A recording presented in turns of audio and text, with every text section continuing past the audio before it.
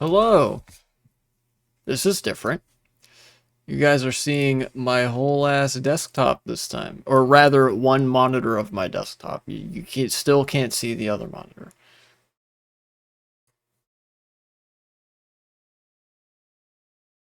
I wanted to do something different today. I'm not going to be playing Mario Kart this time. I'm going to be playing a different game. Game from my childhood. That's a lot of Pokemon games. Where was it? Here it is.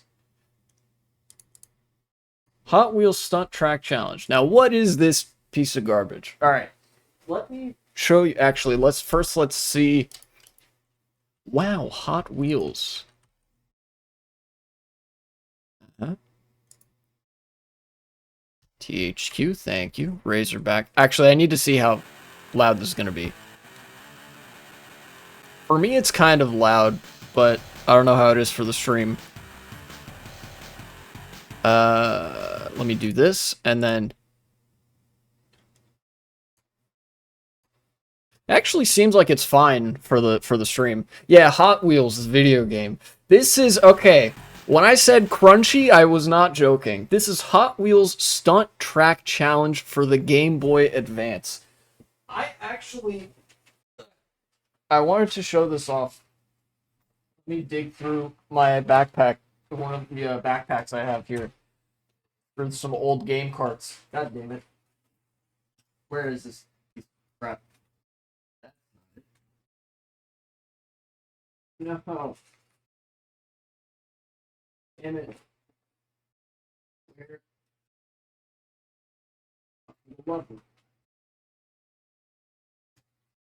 I swear it's in here somewhere. Here it is. Yes, I found it. Okay. Yeah, sounds fine. Okay, check this out. This was I think the first racing game I ever owned. One of the first games I ever owned. This is look at this. Not very common anymore. You see this Game Boy Advance cartridge. This is actually two games on the same Game Boy cart. You can see one of them here. That's Hot Wheels Stunt Track Challenge, right? And then the other one, you might be able to see there's a darker text. This one is Hot Wheels World Race. I plan to play both of these games in their less crunchy versions later. But this game had a this game cart had a unique thing that's actually very difficult to emulate, because when you turned on the Game Boy Advance, there was a screen before the game started where you could use the D-pad, or I think maybe the L and R buttons, to select which game you wanted to play. And oh jeez, genuinely this is very impressive, because both of these games have like kind of primitive 3D rendering. Both of these games push the Game Boy to its fucking limit. And so it's impressive that they managed to fit both of these onto one cartridge. And I spent so fucking long playing this, in part because of something that I'm about to show you. You can see here, it looks like I've just started up the game for the very first time. You can see this little thing down here. Champions League is grayed out. You know, you go all across. You can go all across here. Oh, I can actually adjust the... I'm gonna set this down to, like, there. This is actually kind of revolutionary for a Game Boy game, I'm not gonna lie. So you can see it looks like I've just started the game. That is because one of the things that they had to sacrifice for this game on the Game Boy, you can't save the game. You cannot save and load a file. Instead, you might have seen there's a password here. Now, I could be cheap and look up the password that unlocks literally everything in the game and enter that and be like, wow, look at that, guys, wouldn't you know it, I have 100% completed the game without having to play it at all. And as proof that I have some save states, if I have F2, yeah, there we go. I have a couple of save states. Yeah, stream over instantly. There are a couple of save states I have for having played this game earlier, but if I reset here, there we go. Back to square one, right? Set this back down to Actually, I'll set it to 8. Sure. Okay. Done. And I'm gonna try not to use save states or load states at all.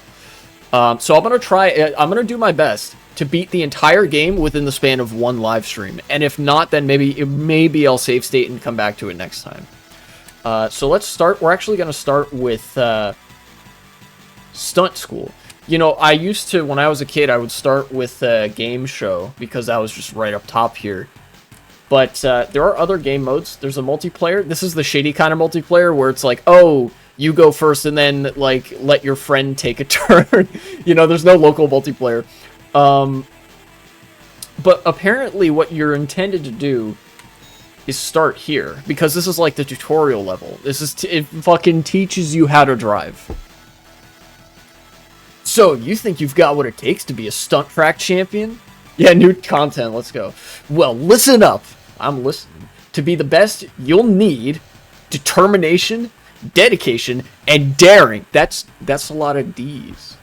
Are you sure there's not another one that potentially...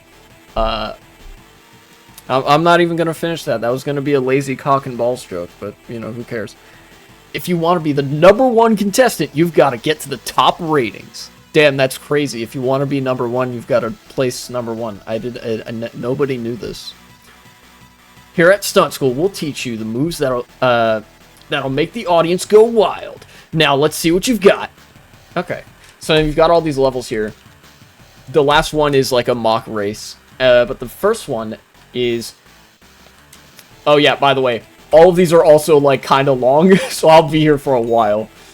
Acceleration and braking. I'm using my keyboard for this, by the way. I don't have like a controller ready-made for this. Okay, rookie, here's what you'll need to do. I have 6 seconds to cross the finish line and stop before you reach the stop sign. So you just gotta... First level is just teaching you. You can do that. Cool. 6-year-old me actually did fail that a couple of times. Whoa, that was great. You're learning fast. Thank you. My 5-year-old self is very happy to hear that. Cornering. 6 seconds to get through the corner and through the checkpoint. And don't hit the edge of the road. You use the arrow keys.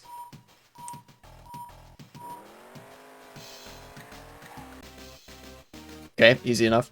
Also, I did something I realized I didn't tell people about. You saw I got a burst of speed at the beginning there. There is a way to get the startup boost, a startup boost in this game. The way you have to do it is, let's see, 13 seconds. Ooh, oh baby. Don't hit the edge of the road. I have 13 seconds this time. I was -2 when the game came out, so obviously I did not complete the first level for at least 6 years. Yeah, true. When did this game come out? It's like 2003, 2004? I don't know. In order to get the startup boost, I'm not going to do it here, but when he says you hold it up to the... Okay, well, I failed. You hold down A... 2004, okay. When he says 3 and 2, you hold down A, and then you let go when he says 1, and then you press A again right when he says go. That leads to you getting a burst of speed.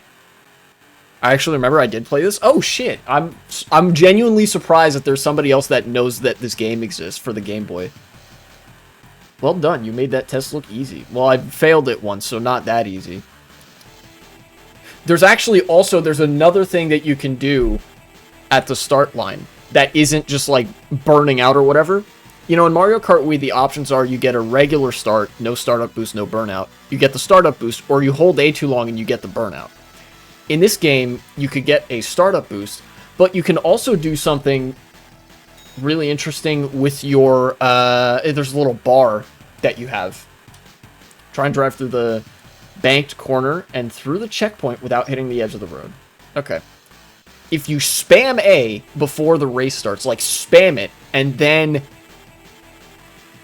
press A when it says go, there's a little energy bar that'll fill up. Here, let me show. Spamming A. Look at that.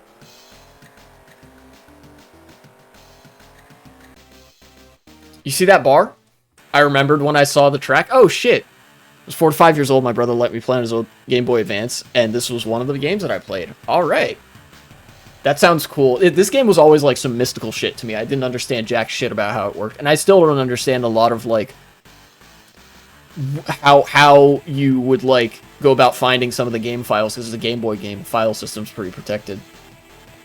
Nice driving. You're getting the hang of this. Thank you. I'm trying real good. But yeah, you can spam A and you can get that little energy bar. That's basically like, you know, in Mario Kart you hit a boost panel. You don't need boost panels in this game. You don't hit boost panels. You press L and R at the same time and you activate the boost. You can only activate it when it's full, but if you spam A right at the start, you get a full boost right away. So it's kind of like you could either take the startup boost right away, or you could have it in your pocket for later. Which is really cool. There's a surprising amount of like cool stuff that exists in this game, despite how, well, crunchy it is. Here, I'm gonna put my mouse over here so you guys don't constantly see the cursor. Here's what you need to do to complete the next test.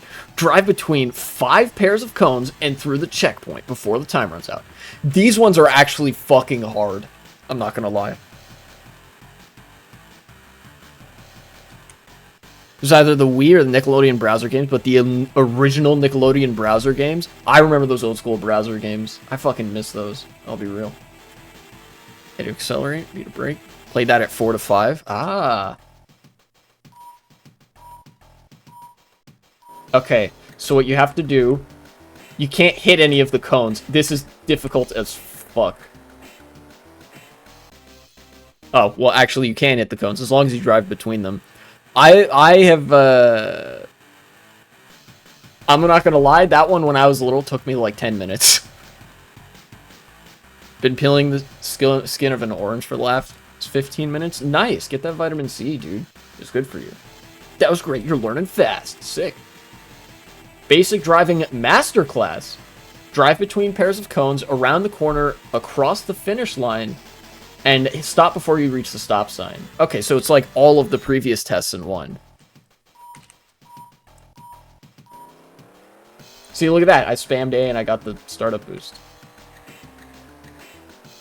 No, that doesn't count as between them? Alright, fuck. I'll do it again.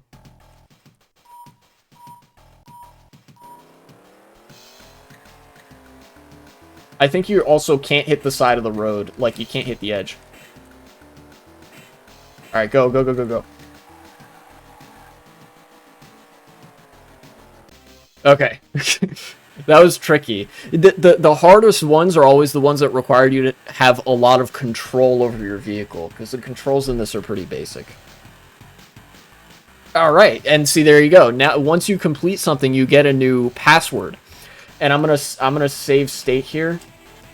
I said I wasn't gonna save state too much, but I don't want to accidentally reset and then like not be able to get back to where I was.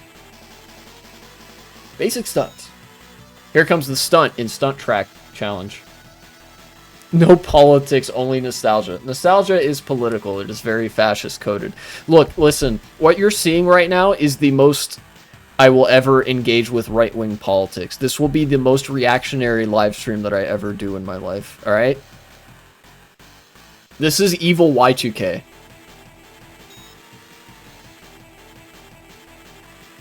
You're doing great, rookie. Now for the first stunt test. You need to successfully perform an R-barrel stunt before you reach the finish line, or the timer reaches 0. And you just press right in the air.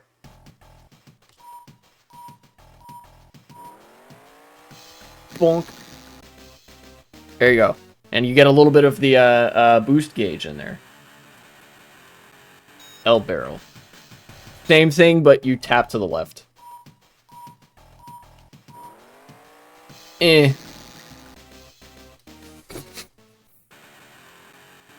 And then, yeah, okay. All of these are just going to be, like, learning the individual stunts. Hood flip. Eh. Cool.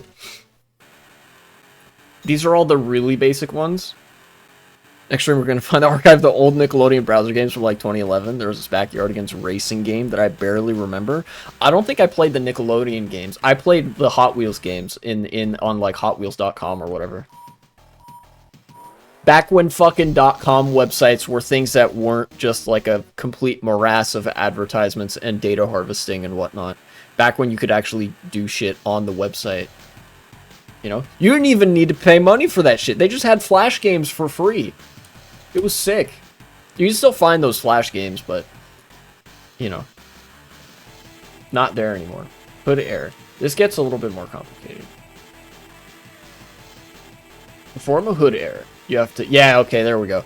These were always tricky, and I never really saw a reason to do them. I'll explain why in a little bit. You hold B and press down while in the air. Well, this is interesting. Hey, Real Cryoraptor, welcome. Alright, let's see if I can do it. There we go, okay. Hood air, trunk air is the same thing, but you press forward.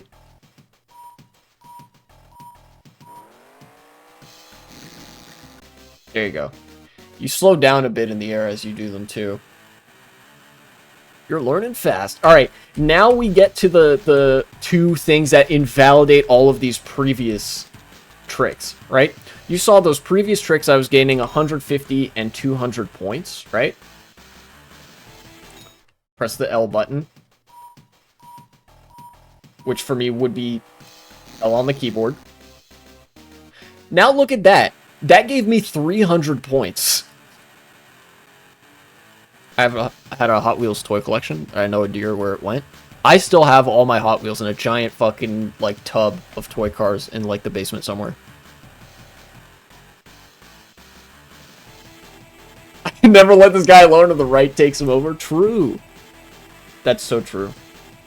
Next time you come back, I'm, like, playing this game while wearing a MAGA hat and those stupid fucking, rainbow, like, reflective sunglasses or whatever. You know what I'm talking about?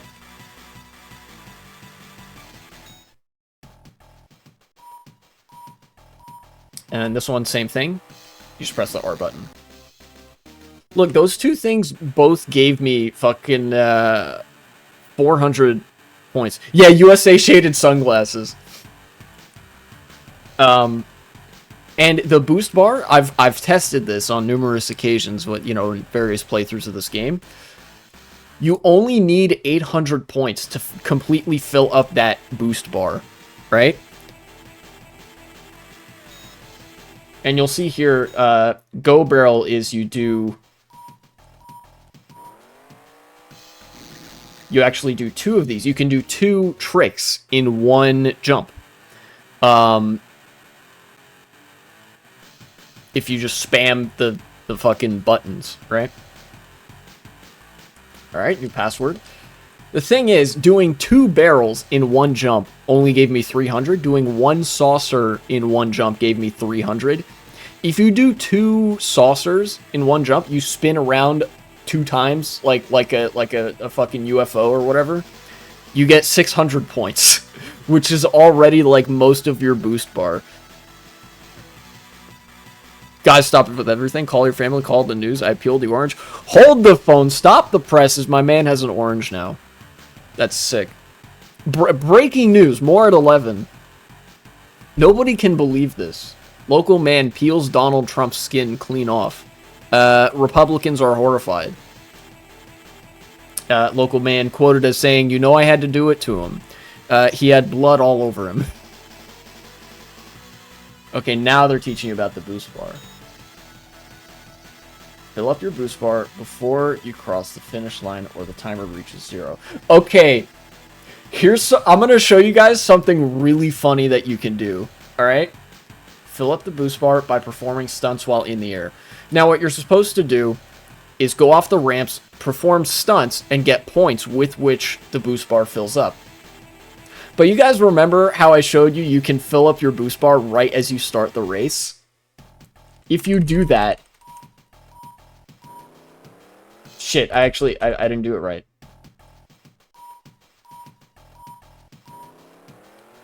Wait. Does it not let you do that here? It actually doesn't let you do that. That's kind of crazy. There we go. Okay.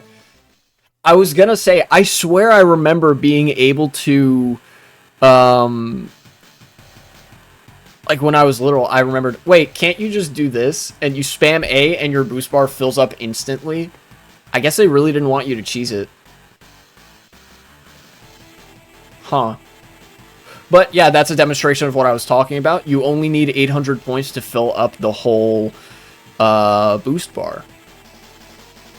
You made it look easy. Nice. Use your booster to clear the ski jump and successfully perform at least one trick before you reach the finish line or the timer reaches 0. Sometimes my genius. It's almost frightening. That's so true. 1v3's walking around with a brain so big it hurts his back. I'm telling you. To activate your boost, press L and R at the same time. And okay. And they give you a full boost to start with, so you don't have to do that thing. Alright. So they teach you about the boost. Advanced driving, that's only number 4. Oh, okay, they have advanced stuff. Okay.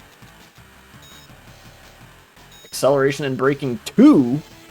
What? There's a sequel? Ready to learn some advanced driving? Before the timer reaches 0, you need to clear the jump, cross the finish line, and stop before you reach the stop sign. So it's another one of these.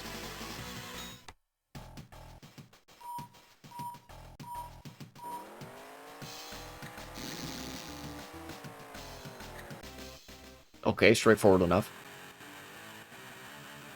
Cornering 5. Is this another one of those, Okay, yeah, just don't hit the edge of the road.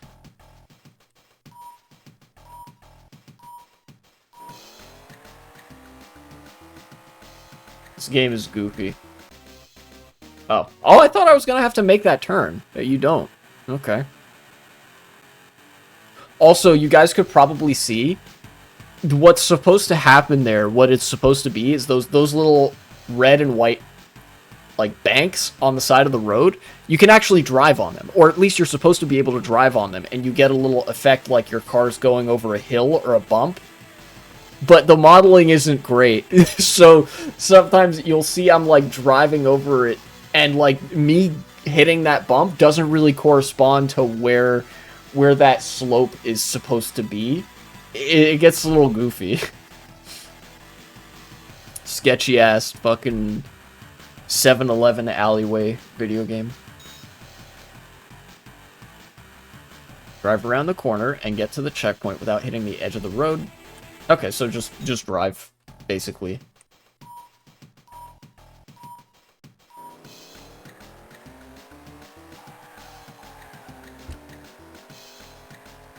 And there we go, okay. That's, by the way, those U-turns are probably the most difficult turns you'll ever have to negotiate in the game.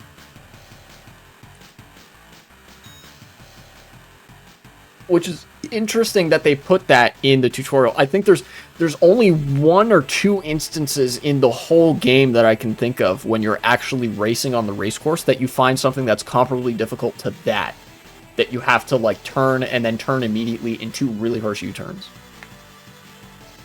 I understand how one could have been overwhelmed with politics due to recent events, then decide to accept the might of the right, become pro Hot Wheels stunt track challenge player. True, this is the journey that I've been on. Now, the reason I don't want to focus that much on politics right now is because it seems like for a significant period of time after the election, there's been sort of a post-mortem period, right, where everybody's thinking, like, number one, how did this happen? Number two, like, sort of dissecting the Democratic Party and how it all went wrong. But a lot of that isn't really anything that's new to me. Like, I spelled out pretty much all of my thoughts on the matter in that video where I analyzed the postmortem of the election. Like, that 1 hour is what everybody's been talking about. Like, a lot of the subject matter within that 1 hour video is what all has been going through the news cycle again and again and again for the past several days. And in fact, there was one other thing that I wanted to that I was thinking of that was, like, made news a little while ago. But I don't know. maybe I won't talk about it as much this time. I'll take a break until some more interesting developments occur in the news. Because right now it's kind of like, it's not that nothing is happening. Stuff is always happening, but it's stuff that I've commented on previously. You know, the genocide in Palestine is still happening. Republicans are, you know, basically proceeding as planned. The Democrats are fucking shitting themselves to try to keep progressives out still and to come up with new excuses for losing and whatever. But it's one of those things where it's like, what do I say about it that I haven't already said before? You know, it's not like anything especially new is going on. Did you hear what happened out here in the chaotic swamplands? I did not. If something interesting was going on, please let me know. For the next test, you need to jump over the ramp, drive around the corner, and get to the checkpoint without hitting the edge of the road. Good luck. Okay.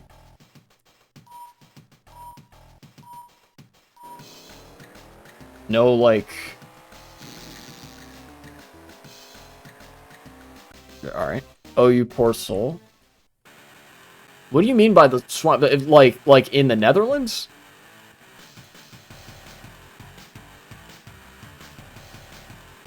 Loop-de-loops. Ah, yes, this game had loops. You could, in fact, I think every track in this game except for one has a loop-de-loop at some point in it. The way they function is kind of weird. Drive around the corner through the loop-de-loop and reach the finish line before the timer hits 0. Don't hit the side of the road. Okay, pretty straightforward.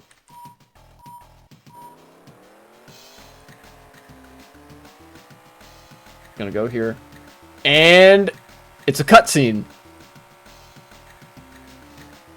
I wasn't pressing any buttons that whole time.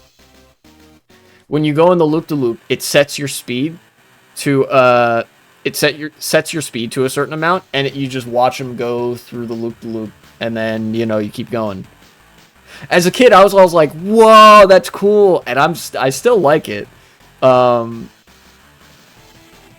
Riots in Amsterdam. Oh boy. What are we about to see? This might be... Oh yeah, this is really recent. 21 hours ago. Ah, okay. Dutch police detained 50 protesters at pro-Palestine rally after soccer unrest. Oh yeah, I heard about this. I did hear about this. There was a... yeah. There was a soccer game, and the Israeli team... lost. El Bozo. But then the Israeli fans were like fucking screaming about like, yeah, we want to kill all the Arabs, you know, and we're going to kill all the Arabs and shit. And, you know, some fights happened, as is typical of like a post-soccer sort of rally between two different like factions there. But in this case, it was like the Israeli crowd was objectively in the wrong, and of course the police, because the police are the police, they crack down on the pro-Palestine crowd. At least that's my recollection of what happened.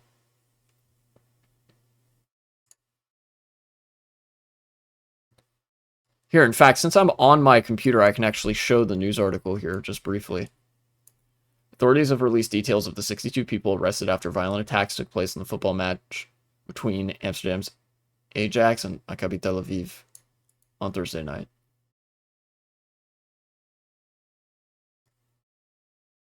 They are leaving out a lot here, and that is by design. In the UK, it was reported without the context of the Israelis being piles of shit. Of course, yeah, I mean, you know, I'm looking at a UK news outlet right here, and yeah. Dumb things, they said it wouldn't be dangerous to play with the public. So they arrested the pro-Palestine protesters, but not the Israelis who were like pushing, shoving, taking down flags, and generally being violent leading up to that.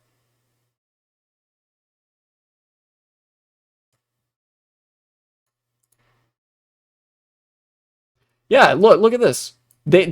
I love that they shoved this down in... How many paragraphs down is this? This is like near the end of the article. And then up here, they're like, wow, they were so violent to these poor Israelis. Wow, such anti-Semitism and whatnot. This is literally the Kristallnacht.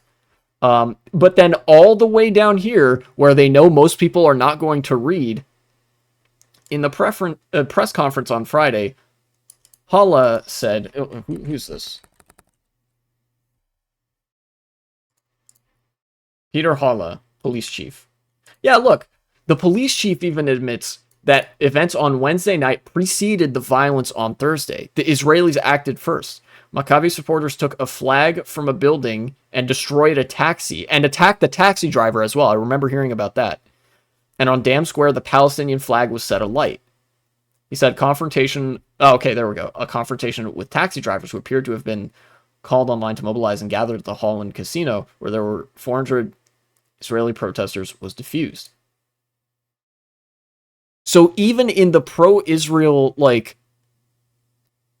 coverage of this event, they have to admit, yeah, by the way, the Israeli soccer fans started it by being huge pieces of shit and attacking like cab drivers and burning Palestinian flags. Absolute garbage. Both the Israelis and the news outlets covering it. Great.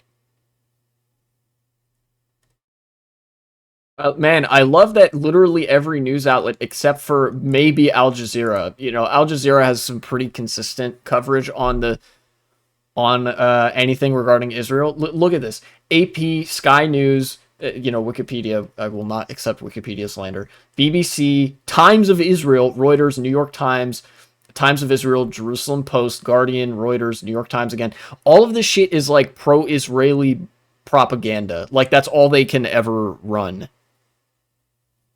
And that's the Guardian. How bad you think the others were? Lol. Oh, they were undoubtedly they would have been worse, like a lot worse. Hello, Gotron. Welcome back to chat.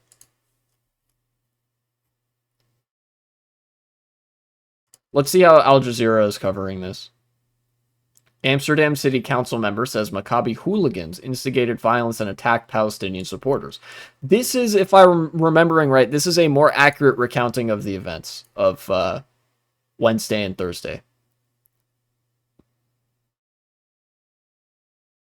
Instead of showing their remorse, Wilders and Dan Yisligos, party leaders just blamed each other and had some dumb fight. Pretty characteristic of politics. Yeah. Damn, let's go. Shoutouts to Amsterdam soccer team for fucking, putting that salt in the Israelis' bloodstream. Ajax won the match 5-0 after leading 3-0 at halftime. Man, I wish I could have seen that. Hundreds of supporters of Maccabi Tel Aviv came to Amsterdam, held a vocal rally. Live stream on for 30 minutes. I haven't been notified. That's weird. That's kind of weird. What's going on anyway? Talking about the Israeli football hooligans that were really fucking aggressively anti-Arab and assaulted a taxi driver and burned a flag, and then instigated violence with other soccer fans. But then all of the American and British media are covering it as, oh my god, these poor Israelis are like victims of anti-Semitism because, well, they didn't really, because they were, had violence transgressed against them after they attacked a cab driver and set flags ablaze and whatnot. Hundreds of supporters for that held a vocal rally in the main square before the incident, waving Israeli flags, and also took down a Palestinian flag. On Thursday, police had said on social media that they were being particularly vigilant in the wake of politically charged incidents. Okay. Social media videos captured the reported incidents, showing Israeli fans shouting slogans while an individual was taking the flag down. Before the game, video showed crowds of Maccabi supporters chanting anti-Arab slogans. And when they say anti-Arab, they mean in the sense of we will kill all the Arabs, and they are children of the Canaanites and whatever, and they must be driven from the Holy Land. It's some, like, Old Testament shit.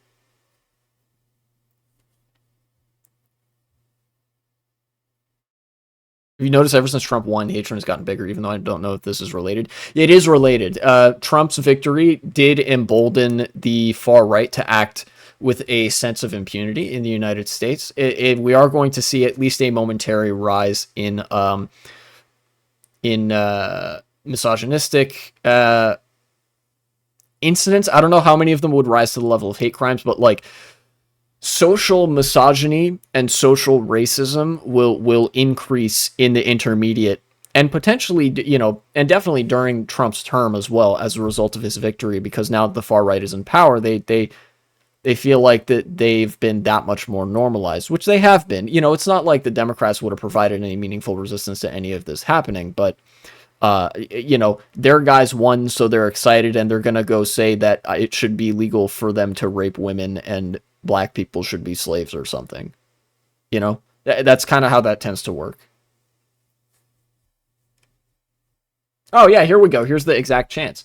In one video, Israeli supporters were heard saying, "Let the IDF win and fuck the Arabs," referring to the Israeli army's offensive on Gaza. Another video captured a fan screaming, "Fuck you, terrorists! Sinwar die! Everybody die!" in reference to the Hamas leader who was killed last month. I don't think this is just in reference to Sinwar, guys. Gonna hazard a wild guess based on the line where he said, "Fuck you, terrorists," and also "everybody die." You know, Andrew Tate said in plain English that women don't have rights anymore, and implied he'd happily run a woman over. Well, he's wrong about women not having rights right now, but he might not be wrong for much longer.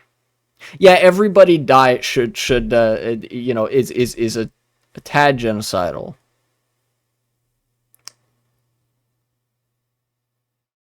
There's limits that Trump wants to do on the internet. What do you think the websites will do? Block America? Maybe. We actually got a little bit of a preview with that. In the state of Virginia, there actually are some anti-pornography laws. You know how there are some countries that we view as insanely backwards for banning pornography? Virginia has done a similar thing. They've banned a lot of porn websites, and as a result of that, if you go to one of those websites, it'll say like, "Hey, you need to fucking register with like a government identification and social security number or whatever in order to view this website." It's not like a hard ban on all of that stuff, but we can expect to see stuff like that more so in a federal sense and in other red states as well. That it might not be like Turkey where porn is outright forbidden and that the sites are blocked entirely, but you might have to get like a VPN or something. How do I know this? I consume pornography. Don't be a dickhead. Don't be stupid. Everybody does.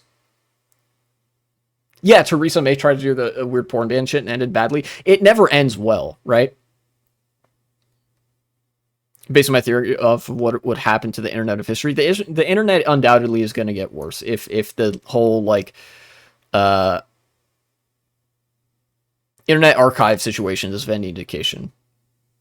Mine is gay furry a Twitter. True, gay furry porn is so based.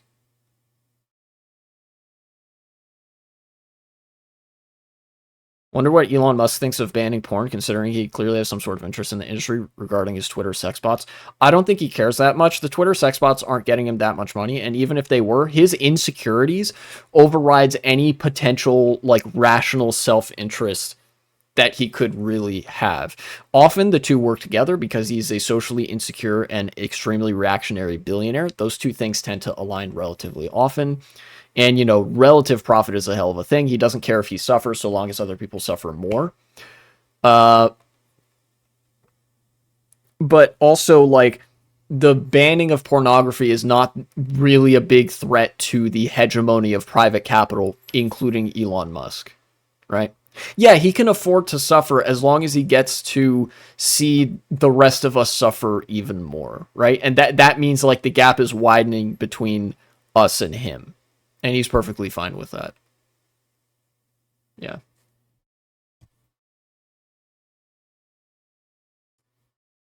They began attacking houses of people in Amsterdam with Palestinian flags, so that's where the violence started. I didn't know about this. I don't know they were going to like random people's houses. Shit, okay. As a reaction, the Amsterdammers mobilized themselves and countered the attacks that started on Wednesday by the Maccabi hooligans. Okay.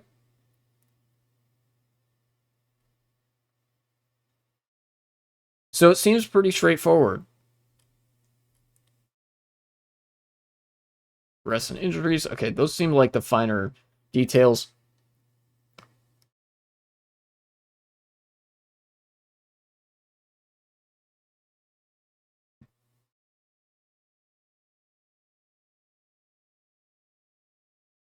Yeah, okay.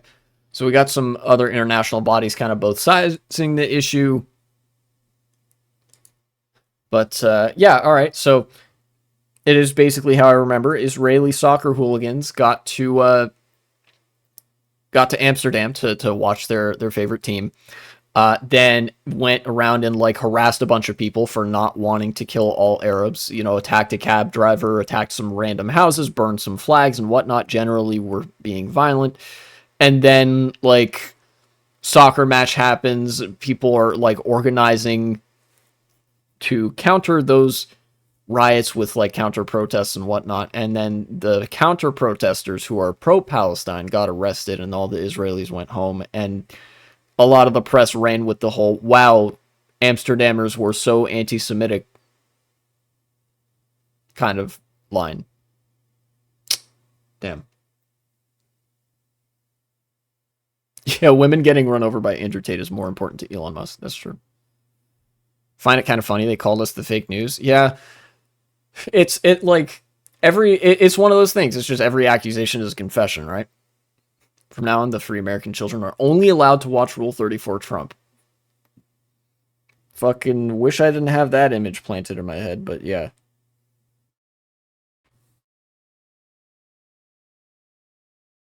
Mayor of Amsterdam's getting a lot of heat for not being more careful with the football match. Yeah, I guess, you know, on a certain level, obviously the buck stops somewhere, and sure, the city leadership deserves some heat for maybe not seeing this coming or whatever, not adequately planning for it or whatever. But I think the fact of the matter is, Israelis, on balance, are like so fucking insane and rabid that it like, especially if you have Israeli football hooligans, the most insane of the insane, like you're gonna probably get this shit either way, and it's kind of difficult to plan for this stuff. I think this is more so than, or maybe not more so than, but as much as this is potentially on the local government of Amsterdam for not, you know, planning and having the foresight for this, this is also on Israel for cultivating the worst kind of fucking ideology in its citizens, and also the Israeli citizens for being insane genocidal maniacs. You know, like you could just not be a genocidal maniac. I forget the exact stat. Something like 60% of Israelis support the war. Yeah, it like they're insane. You know, like that, and that's a lot. That is really a lot. Yeah, Israel's like, but murder's really fun, bro. That's true. Yeah, that shit is wild. And of course, is Israel freaked out at not being able to commit violence with impunity for once, or rather, their citizens not being able to do that. Remember, a lot of the violence that Israel committed against Palestine was conveniently outsourced to settlers who were nominally civilians but had the backing of the military. And so, basically, I guess they got so used to, the Israeli government got so used to doing that, and Israeli society was so used to that, that when they basically went and did the same thing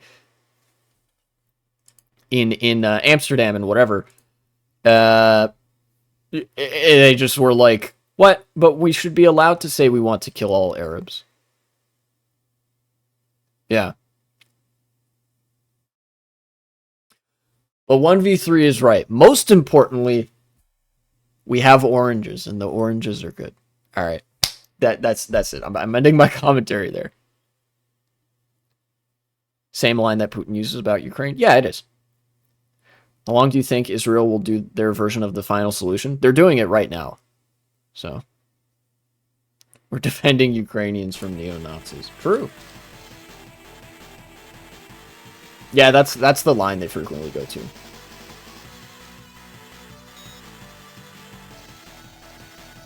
Advanced driving. What do you think will happen to Ukraine now? Whatever it is, it ain't good. Donald Trump is going to probably try to, like, capitulate to Putin and give him what he wants, unless on the, like, 1/1,000,000th off chance that they get a resolution before that happens. Lose all that territory? Maybe. Yeah.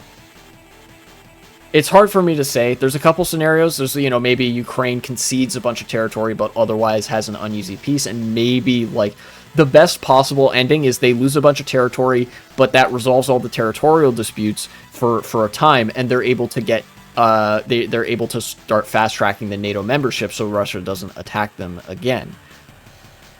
But that's being really optimistic. How many giant fascist countries are there right now? 2, about to be 3.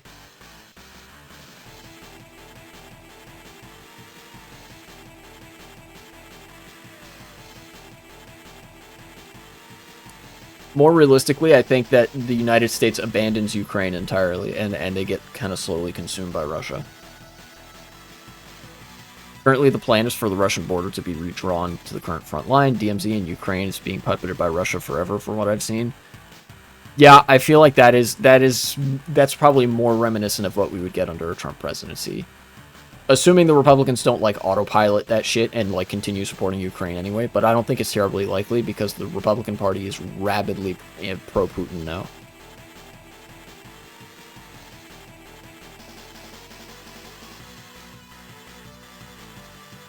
That's what Trump probably do, stop war in 24 hours? Yeah.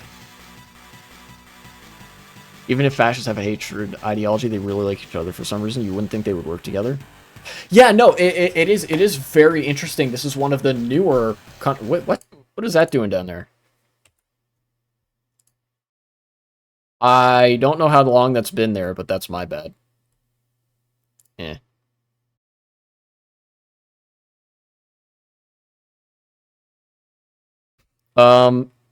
Yeah, one of the interesting contradictions of fascism, especially in the modern day, is that fascism is an ultranationalist ideology. They love the concept of the nation and the state, you know, and the race, the Volk, the fatherland, etc., etc.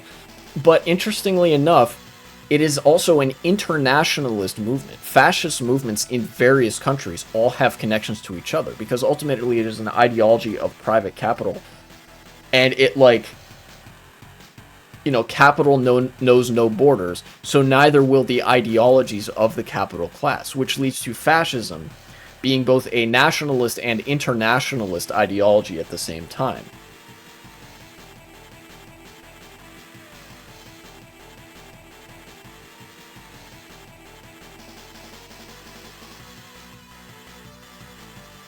It's like that meme about racism, where it's like, it's fucked up how tolerant the racist community is. They don't even care what race you are, as long as you're being racist, you know? I guess it just all depends on, like, when the racial groups overlap, that, like, when those interests start running up against each other. That's when we start to see the international fascism burn through its fuel supply. I don't know. Hope they burn out before they start World War III.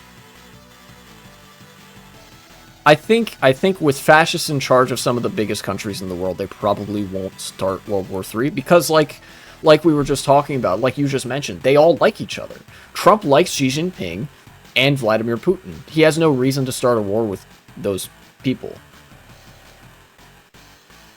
They have a common enemy. We never really saw fascism in action when they didn't have a common enemy to work against, and that will be its downfall. Because then they will start to look for the enemy within, and that destroys society, basically. Anyway.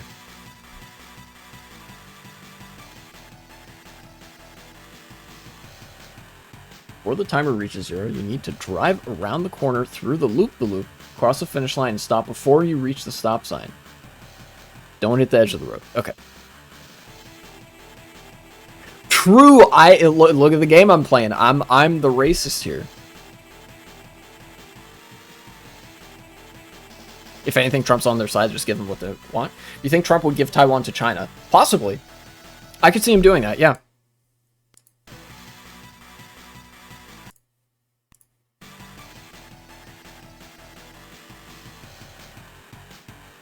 Especially because, you know, this is one of the ways in which Biden actually set Trump up for success. Obviously, you know, Biden, by running for president and then nominating or endorsing Kamala out of spite, basically doomed the entire country to Trump. But one of the things that he also did by authoring and pressing the Chips and Science Act through the legislature is he brought a lot of the microchip manufacturing here, which means now America doesn't really have as much of that material interest to support Taiwan as we once did. You know, now that Taiwan is no longer we don't depend on Taiwan as much for microchip manufacturing, we can afford to sell them up the river to China. And of course, I think that on balance, having a diversified microchip manufacturing industry is good, right? You don't want to have literally all of your eggs in one basket, because if anything happens to Taiwan related to China or otherwise, then the entire world economy is fucked. We depend on computers a lot. But it's one of those other, it's another necessary consequence of that now Taiwan is not as necessary anymore.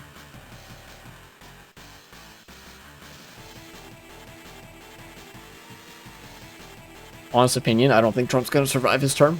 He might not, but, you know, yeah, we would get J.D. Vance, and he's even worse. Yo, what's up, Plum General? No, he didn't run for president just to avoid prison. There was never a realistic possibility of Trump going to prison. Because he's wealthy. And, the law does not apply to the wealthy. Almost at the wall there.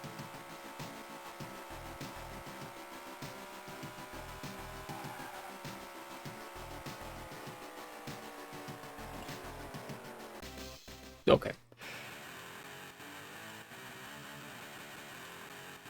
I mean, from that perspective, but now he can just pardon himself and it's over. Oh yeah, he's probably gonna pardon himself, but like, even so, with Merrick Garland being the head of the DOJ and the Democrats being the Democrats, there was no real risk of him going to prison.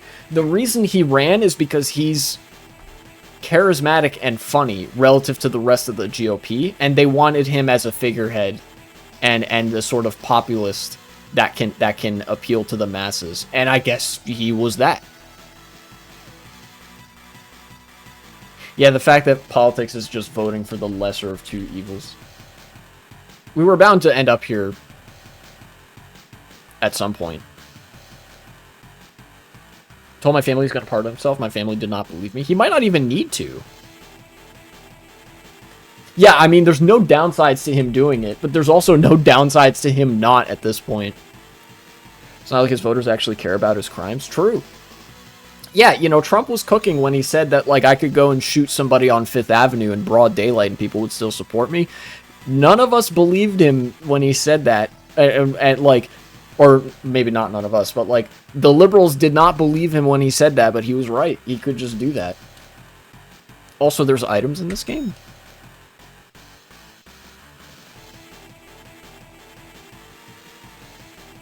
His voters are like, I feel like I have less money, so therefore he's evil. Yeah, vibes determine politics a fucking lot. Chat popping off. Let's go indeed. I love it when chat pops off. When chat pops off, I pop off. You're learning fast. Now it's time to teach you about pickups. Well, they call them pickups, but they're items.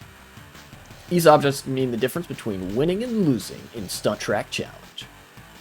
Learn to use them well. First, use the repulsor to help you beat the other car to the finish line.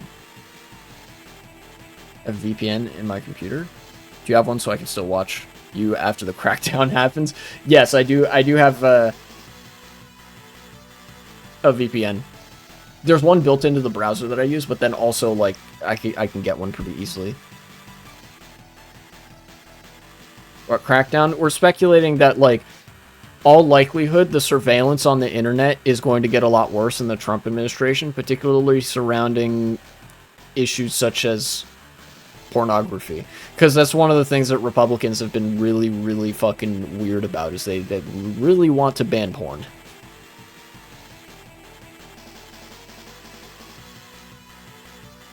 Yeah, many of them even know about the situation, aside from he paid off a porn star years ago. Yeah.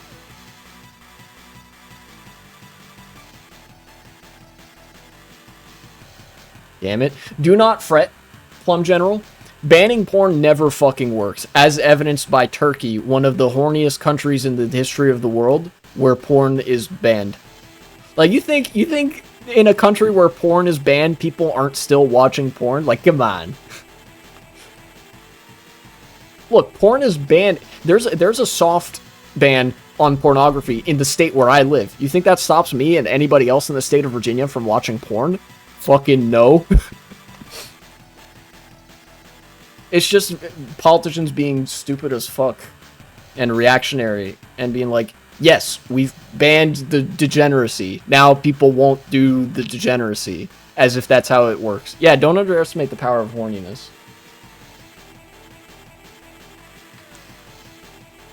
Okay. Drive through a pickup to activate it instantly. Use the repulsor to make other cars spin off the side of the road. PFP on Twitch is technically corn. Actual images, but the character was made by -8. Oh, like it was made by an erotic artist. Oh, okay, cool. 99% of anti-porn politicians are addicted to trans BBC. That's true. Yeah, they absolutely are. You can like, you can look at like the porn consumption of the most reactionary states. All of the like conservative states are fucking fiends for the porn that they want to ban, like, really desperately.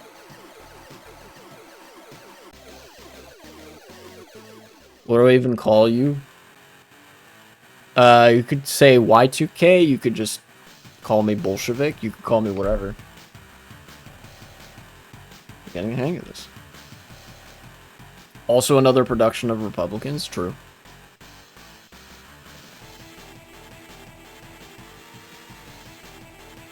Race, that's true. I am, as evidenced by the game I'm playing, I am a professional racist. Thank you.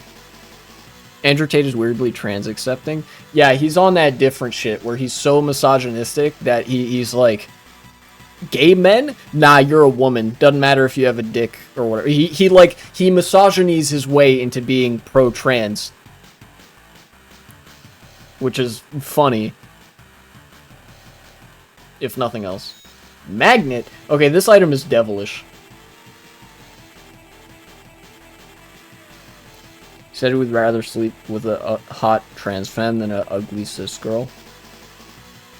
Yeah, that tracks. Speed boost. Ah.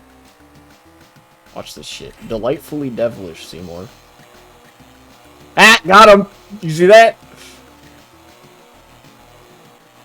Get his ass. Okay, the finish line is popped into view. Yeah, true. When you're so gay, so anti-gay, you mean.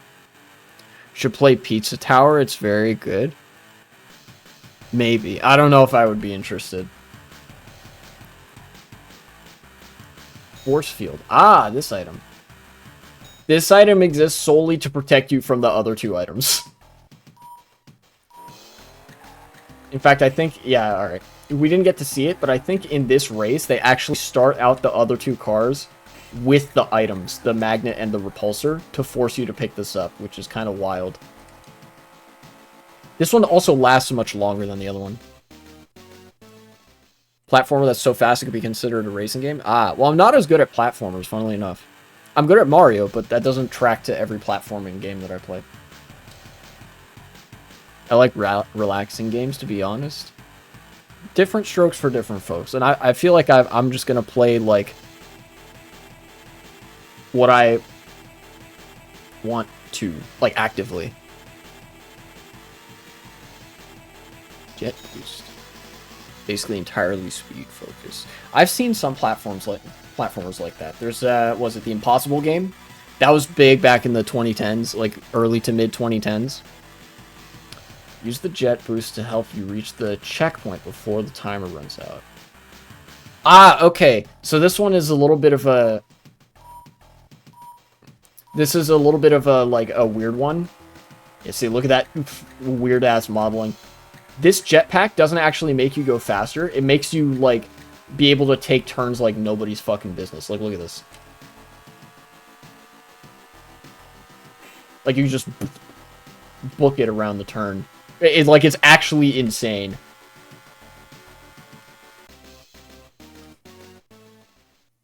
heard that North Korean soldiers in Russia have become addicted to internet porn? Yes, I did hear that. The funniest fucking outcome of all time. Yeah, because North Koreans had never seen like the outside of North Korea. When battalions like of soldiers were sent to Russia, they instantly they defected to Ukraine in pretty large numbers, and they became gooners. Where's the fucking my man Norm Finkelstein? The expression is gooning, Gooning. Where the fucking here? Hold on, let me.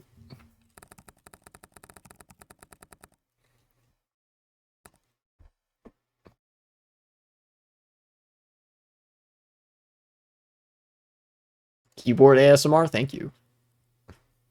Here, hold on. Norm Finkelstein. Where is it?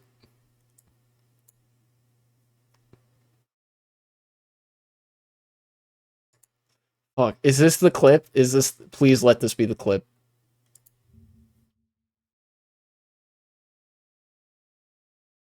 No, it got deleted. Hold on. Wait a second. There is I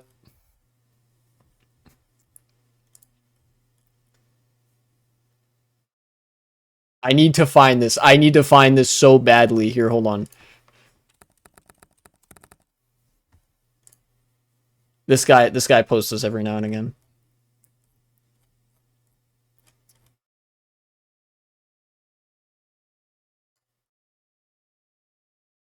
It's a this guy is a fucking he calls himself a deep Marxologist, which means he studies like the other he studies like Marx's contemporaries and stuff. See replies, media. Perfect. Where's the fucking the expression is gooning? This is the thing that Norm Finkelstein really said. Okay. All right.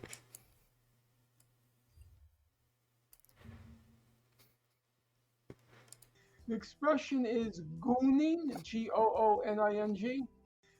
Average North Korean when they reached Ukraine.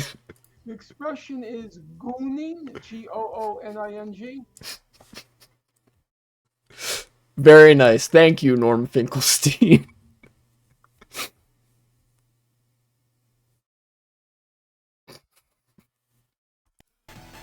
That's so true.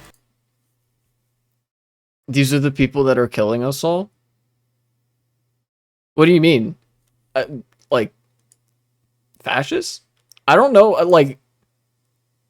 I don't know if Norm Finkelstein is a fascist. In fact, I think he's, like... He's weird and conservative in a lot of ways, but I don't know how, like... I don't know. It's just incredibly funny. Oh, no, wait, you were referring to your previous message. Have you heard about some people that are so racist it becomes a kink? Some people, buddy, that is the entire ideology that incorporates racism into itself. In like, all of the fucking racism in modern day nationalist ideologies in America and elsewhere is motivated by sexual insecurity. Like, the entire racist narrative revolves around the fear that a Giga Chad giant cock black person will fuck your wife or something like that, or somebody who would have otherwise been like your wife. It's really, really fucking weird, because a lot of times racists and reactionaries will clothe that sexual insecurity in the language of rape. Right? They'll frame it as, oh, immigrants and minorities are coming to rape our women. But what they're actually afraid of is the concept of consensual sex. Because if women have rights, sexual rights, then they may choose to have sex with somebody that is not of the white race. As is the prerogative of anybody who is, like, horny and wants to have sex with somebody. You can associate freely with other consenting adults however you wish, right? But white racists don't like that. They want a system where they have control over women. Like, they want them to be breeding stock. To them, it, like, there seems to be a contrast between the advocacy for the legalization of marital rape and the narratives about rape from a black person, until you realize that what squares that contradiction is that to white racists, or just to racists in general, it can't be race, or it can't be rape if it is within the same race. There's this like narrative of, oh, it's only rape if it's like a white woman sleeping with a black man, right? Even if both parties are consenting, that's rape because it's not me personally, you know, basically owning a woman as breeding stock, if that makes sense. It's another way of them saying degeneracy. Yeah, they see it as like a white person being defiled or something, you know, and not as like two people fucking because that feels good. I like the line in the prequel Star Wars movie, "You will become the very thing you swore to destroy." Yeah, but in this case, it's not an instance of them even getting there like by accident. It's like blatant projection. They are already that thing. They've constructed a narrative around that thing to sort of delude themselves into thinking that that's not what they are already. White man like Trump is God's chosen people, and they can do whatever they want. Yeah, like that's the narrative. It is incoherent and borders on incomprehensible unless you operate with the assumption that like all of this is done. Wait, what is this? Unless you like assume that all of this is done with the like sexual insecurity as the primary motivator. Can I send a little linking link to the Pizza Tower cover I made? Really proud of it. Pretty please. Sure, but that's not a guarantee that I'm going to listen to it. I'm not a music kind of person. But if you want to share it with chat, you can share it with chat for sure. Pickups. Use the jet boost to help you score 500 points. Okay. See, like, look at this. That was just 2 saucer tricks that got me 600 points. Broken ass game. Guy in UK going to riot and said shit about immigrants raping kids. The police searched him, looked at his phone, he had kid porn on it. Lamau. Yeah, another example of you know, some people might call it pedocon theory, but like this fits into the umbrella of every accusation from a reactionary, from a conservative, is a confession. The more conservatives talk about pedophilia, the more you can be sure they have like child sexual abuse material on their personal device or some shit.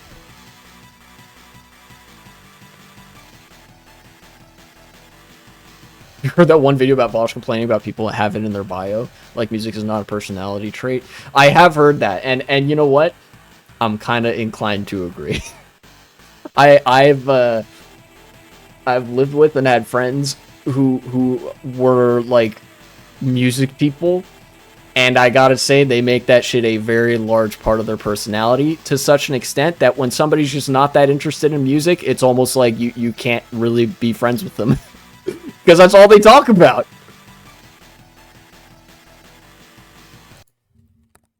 What is EDL? EDL members are registered sex offenders? English Defense League, far-right Islamophobic organization, active in England from 2009 to the mid-2010s. Yeah, that tracks.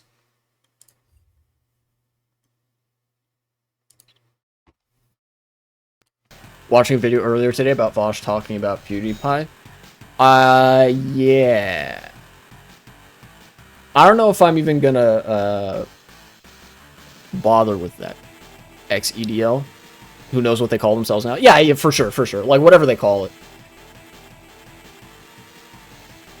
PewDiePie is part of YouTube that isn't really relevant anymore. I don't know. He was part of that far-right pipeline, but yeah. Find it funny how conservatives say Marvels are part of the universe, even though I feel like they only use it to give it to people they hate. I don't quite. That might be an autocorrect thing. I don't quite take the meaning of that. Morals. Oh, morals are part of the universe. They only use it to give it to people they hate. Yeah, no, it's all just, they don't really believe in much of anything except for the suffering of people that they hate. Use the boost stuff. Okay. Ah, yes, there's a boost item. You can see that little green thing. We're coming up on it. Yeah, look at that.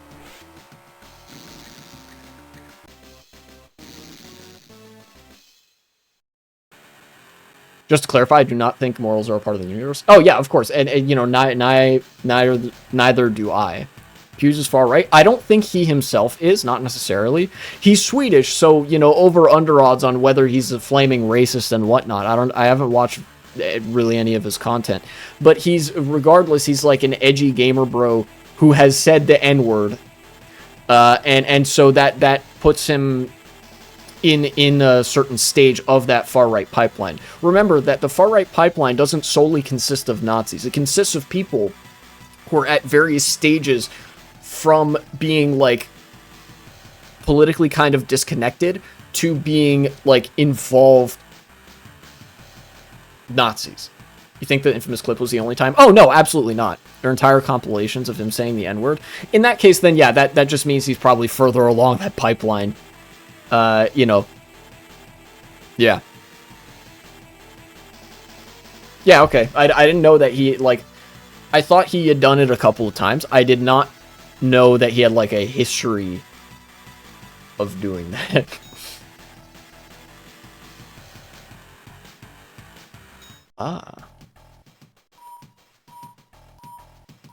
Perform at least 3 stunts.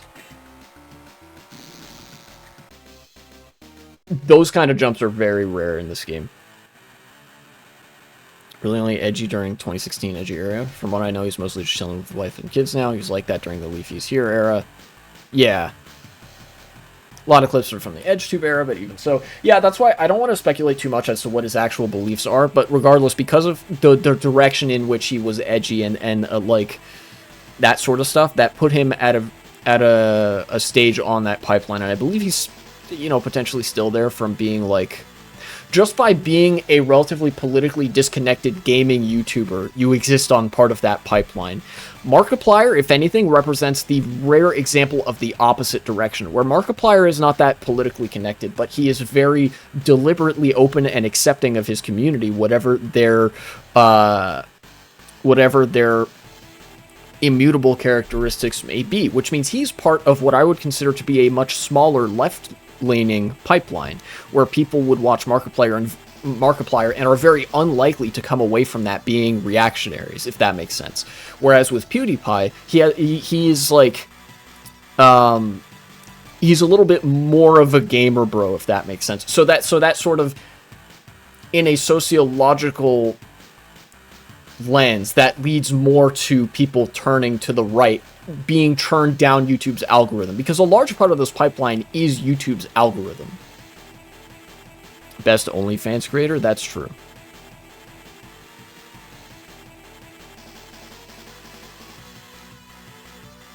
One of my friends is a diehard fan of Pews, but she hates the far right, so that would be crazy, because I didn't know about much of the N-word extravaganza. Search it on YouTube, he called people N-words on stream loads of times. Yeah, and this only, you know, benefits, this kind of supports the like point that I'm making here. Do you think YouTube does that far right pipeline on purpose? Yes. Even if they don't, it doesn't really matter. But yes, YouTube does do that shit on purpose. The YouTube algorithm is designed to boost that sort of content by design. Because YouTube is owned by Google, paragon of the capital class and whatnot, and, you know, the shareholders drive Google, that leads to them driving YouTube and whatnot. YouTube has been subject to the cycle of enshittification. People complain about YouTube turning into, like, slop content and whatnot. Far-right content, reactionary content, gets a lot more short-term clicks and stuff like that. It requires less introspection. Yeah. There's been studies on this too. And, you know, I don't necessarily have the greatest arguments to support it being absolutely intentional. I do think they do it more or less on purpose, because capital always aligns with fascists. And so this is just another component part of that. But there are studies to confirm that YouTube and other social media outlets have a very well-defined right-wing pipeline, where on YouTube you can click a like completely innocuous video and then just like go to the first recommended thing, and after only like an hour of doing that, you could you know, click on something that a completely new YouTube viewer would see that is completely, you know, neutral seeming, and then after only an hour of watching that and then clicking on the top recommendation, you could reliably arrive at one of the like, you know, The Quartering, Andrew Tate, fucking Dave Rubin back when he was relevant. The West is Doomed, shock emojis. Yeah, it's some shit like that. Feels like a miracle that I became a leftist. You know what? Honestly, me too. Same here. Even though, like, it's environment determines everything here, really. But YouTube is like a very hostile environment to the left. You know? You know, this is one area in which I'm not an expert on this, but there is a dynamic here, and I feel like there's you know, there's obviously more to be said there, but because I'm not an expert, I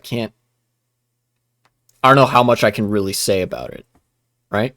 I mean, you know, regardless, I think the point has been delivered pretty adequately that, like, yeah, that pipeline exists, and PewDiePie is part of it.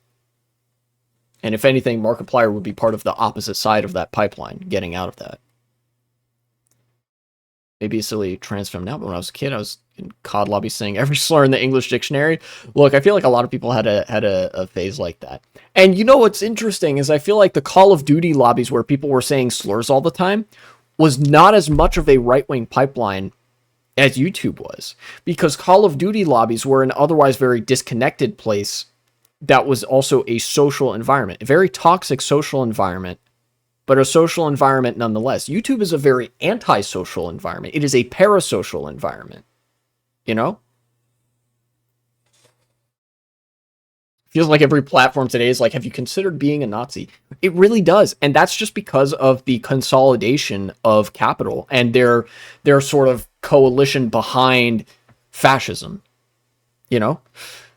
Call of Duty lobbies are not directly controlled by capital. So there's a lot more variables that goes on in the Call of Duty lobbies, such that I actually would consider a Call of Duty lobby where people are saying slurs all the time less insidious and less indicative of a negative trend than like the YouTube recommendation algorithm, if that makes sense. Things like Filthy Frank were the only dark humor things that weren't meant to be a racist speed run. Yeah. Yeah, it was like very few and far between back in the day. Internet was a wild place. They benefit from sloppy rage bait content. Yeah. Yeah. Ah, new password. I've kind of stagnated on this. Go tricks. You'll need to time it just right to land these. Perform a go flip and a go saucer before you reach the finish line. Saucer. Only Edge era content that aged well, I know. Yeah. We're gonna feel sad once America tries to terminate the internet? Possibly. As much as the internet is a blighted place, there are some things that are really nice about it, and some things that were really revolutionary about it. And I'll miss it when it's gone.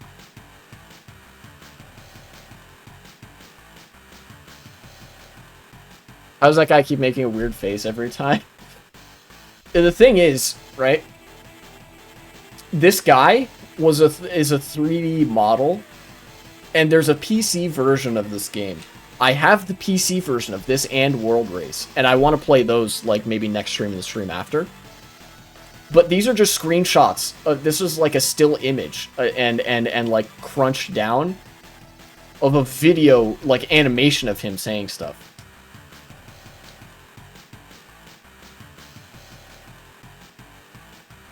Yeah, Leafy tried to come back to YouTube in 2020. He didn't change, and he couldn't hack it. Do you think the internet would eventually just die out and people would move on from it? Honestly, it's possible. It is possible.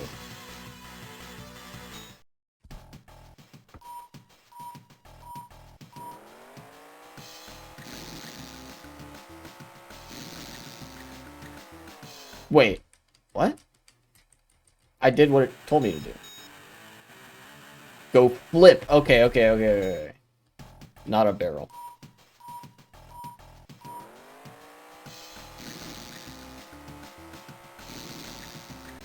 platforms on the internet, not the internet itself. Yeah, probably.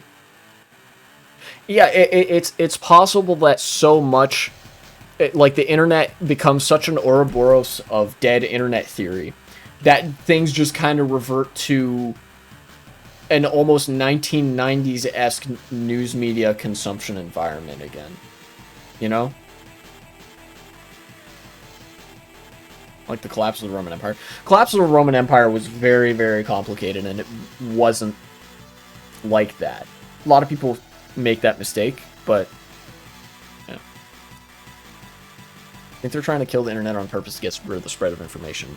No, I don't think that's the motive for this. I think the internet has been killed by, well, the motivations of private capital in data harvesting and misinformation and whatnot.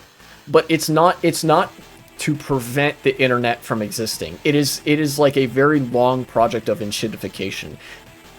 The capital class wants the internet to exist because it is an avenue by which they can get more profit.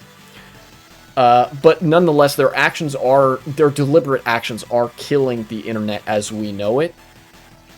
It is making the internet a worse place to be.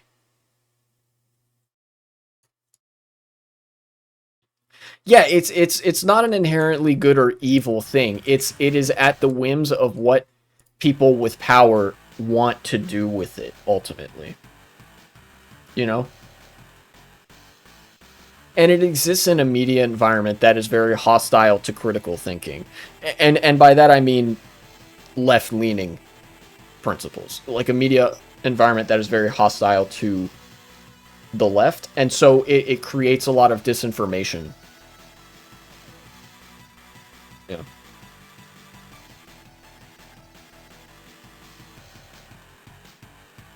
Cops come to your door. That'd be funny. It sounds like a bad sci-fi plot for like a 1990s or early 2000s movie. But again, this is one of those things that I'm not an expert on. So you'd have to like ask an internet sociologist about this. I could very well be wrong in that. But the fact of the matter is the internet is clearly decaying into an antisocial cesspit. Where you're an LGBT supporter. That might not be too far off from what happens in the future. The bad people realize they could use it to their advantage. Again, it's not quite that simple. The internet initially was the Wild West where the capital class really didn't know how to use it. Nobody knew how to use it. And the people with power, when they learned how to use it, well, that's when the project of enshittification really started. Tried to suppress it. People still try to suppress the internet because it can be good for communications, you know? But now the internet is dominated by social media, which is paradoxically as antisocial as it gets. The capital class has won that fight, more or less. Bone barrel and a skull barrel. Okay.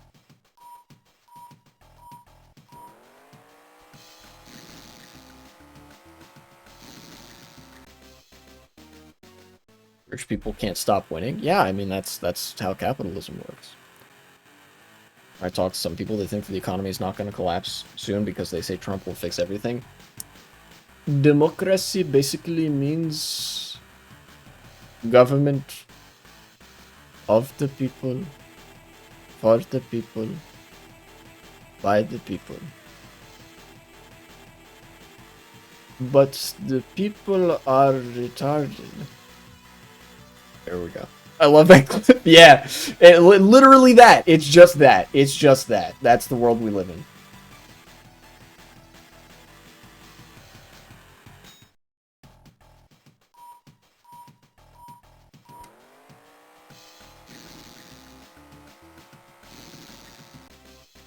Alright. But the people are retarded. That's true. That's true. And you know what? I can say that the enshittification of the internet is part of a deliberate project to keep that as being the case, right? Because otherwise it would be like, if the internet wasn't an integrated part of that propaganda apparatus, then it could potentially constitute a counter-narrative to either fascism or like the liberal status quo, both of which are the media and narrative conditions that keep the people in a state of being retarded.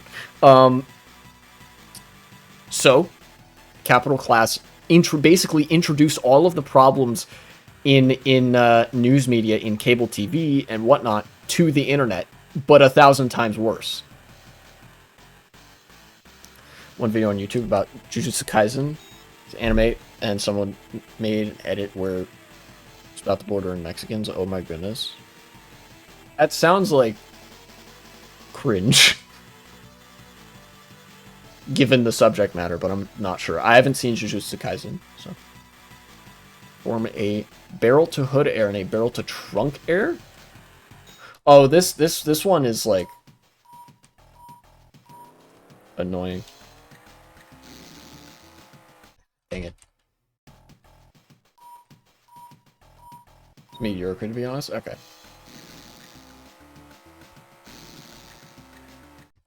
Didn't register. Sometimes that happens in this game.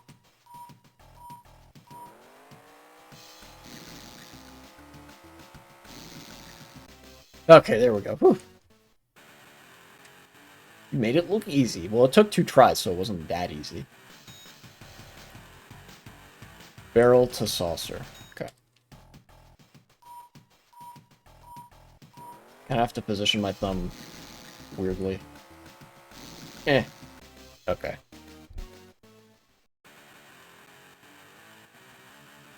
I find it kind of funny in video games how much control you have in the air, even though it's the exact opposite in real life. Yeah, I guess it's like, you know, in games like this, you kind of need to have that player empowerment. Otherwise, people are going to get super frustrated with the game.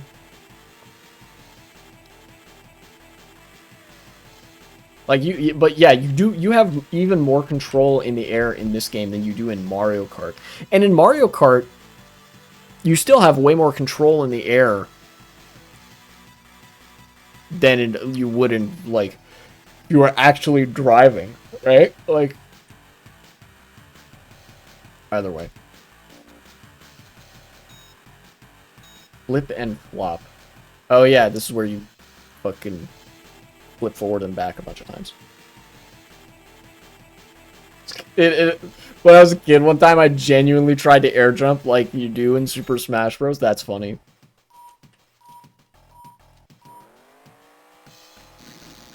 You do that. You do this. There we go.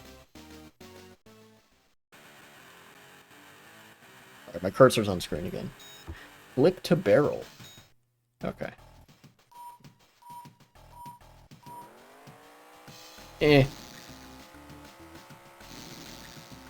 Okay, cool. You're getting the hang of this. My cat just laid down on the floor. Okay. Even though it's a bad ideology, I feel sad for liberalism dying. I suppose you can have whatever feelings about it you want, right? Like it is a historically very significant point where an ideology nears the end of its relevance, right? And things are gonna suck for a time. Yeah, it's going to be replaced by fascism in the short to intermediate term, which is gonna suck a lot. Hood air and a flip. Wait, flip to hood air. Oh, okay, I understand.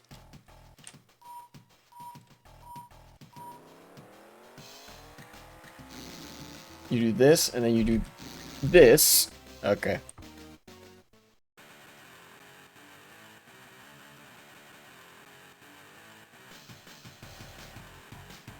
Can't believe we live in a reality where most media is like fascism is superior to not being a jerk.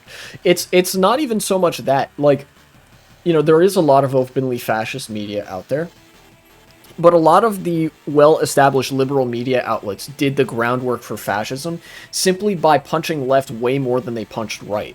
You know, to them, the kind of being a jerk that threatened the foundation of private capital was more of a threat to them than the kind of being a jerk that wasn't a threat to private capital. And even the kind of not being a jerk that was a threat to private capital was more important to them than, fascism, right?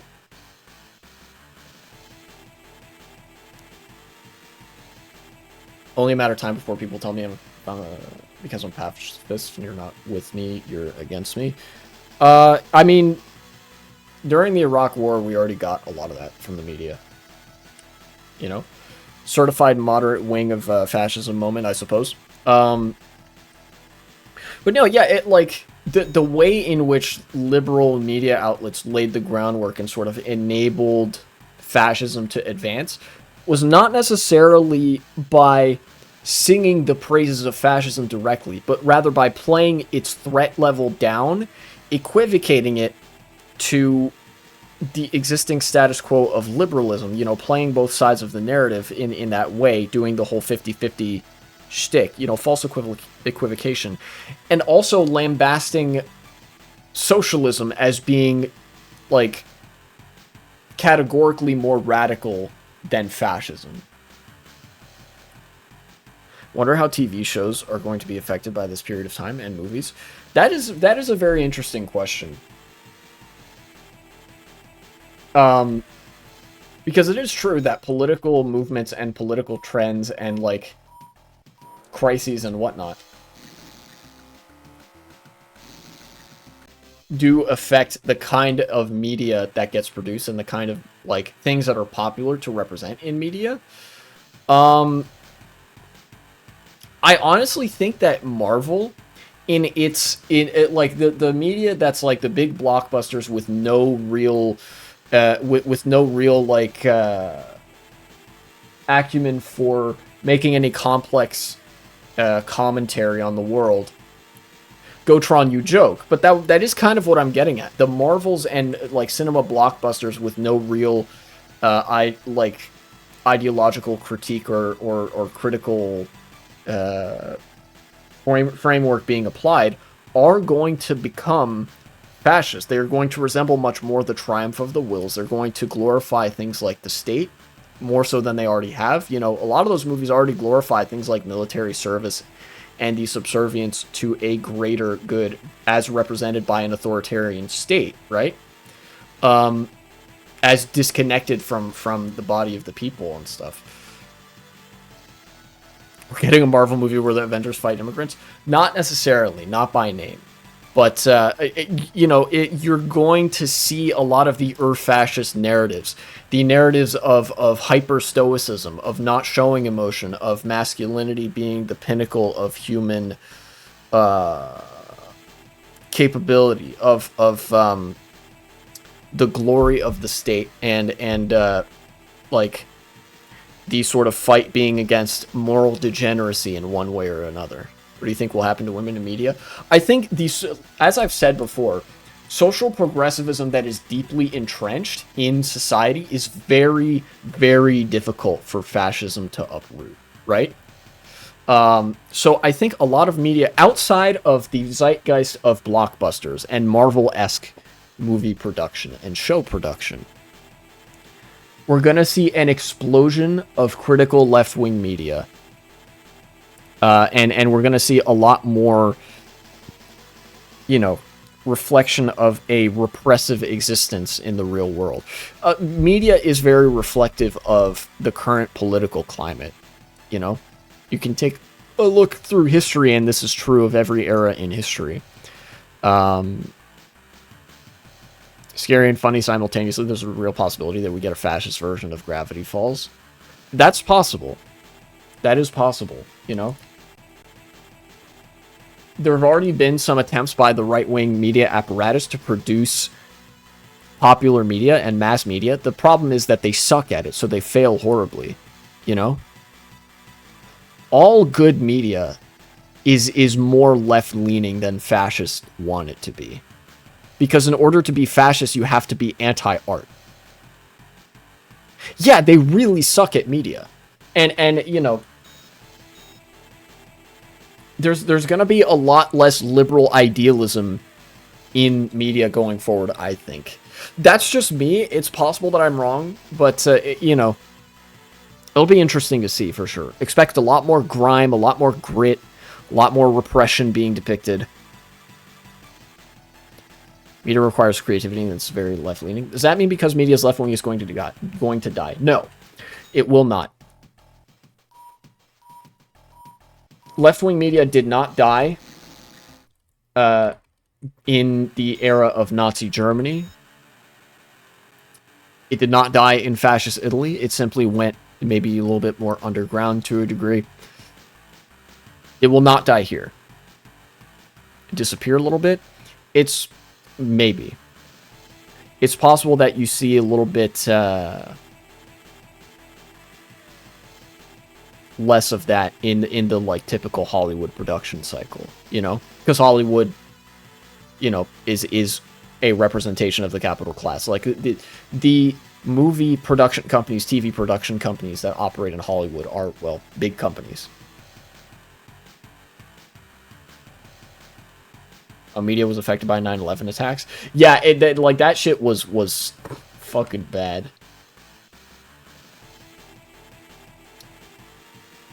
Hi, Stacy. Hi, Frankie. Okay, so I had it right the first time.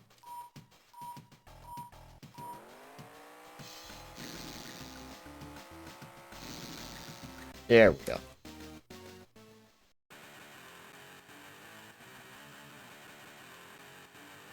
Yeah.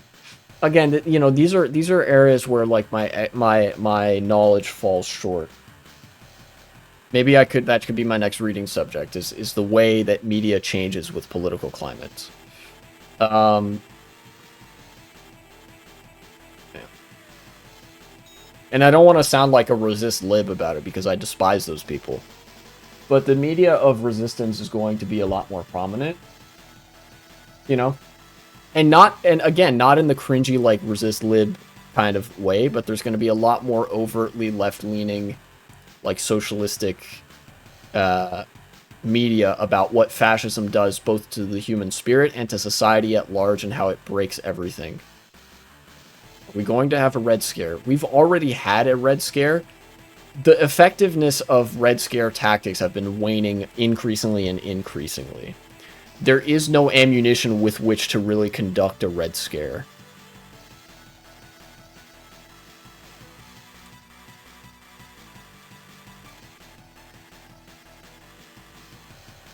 Saucer to barrel, okay.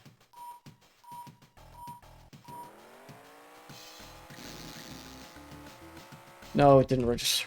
Damn it.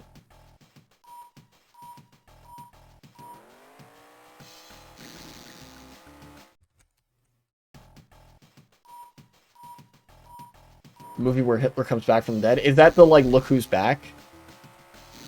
That shit is, I've seen some bits of that. I used that for a thumbnail once when I was talking about the AFD. It was just like... Yeah, that's the one? Yeah.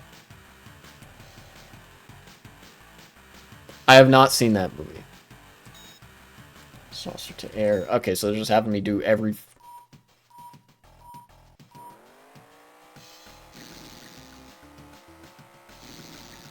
Imagine if Bosch leaves the country as soon as Trump becomes president. I wouldn't blame him, but I don't think he will.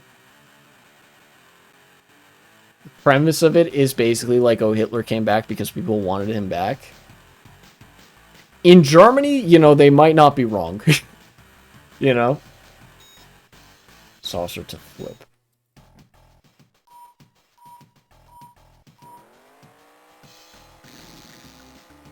Oops, I spun out.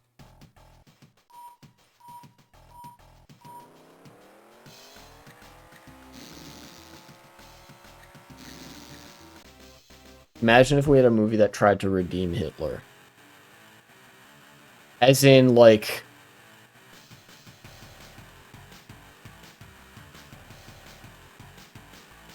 Imagine Indeed, I guess. I don't know if we've really had that. We've had movies that have sort of, like... that have slightly rehabilitated or otherwise, like, aggrandized the image of the Nazis. The Triumph of the Wills being a very prominent one. That, you know... That one was produced by Nazis at the time. But, like... The closest you can get to that, I think, is Downfall.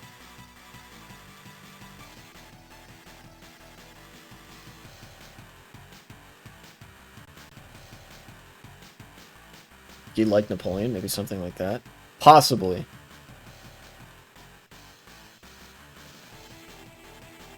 Can't wait until all the fascism ends and every superhero I have an apology video. Insert Hitler reacts spoof. Basically that. Oh, the speed start. Okay, yeah. So you do, So you hold it during 3 and maybe a little bit during 2, then you let go.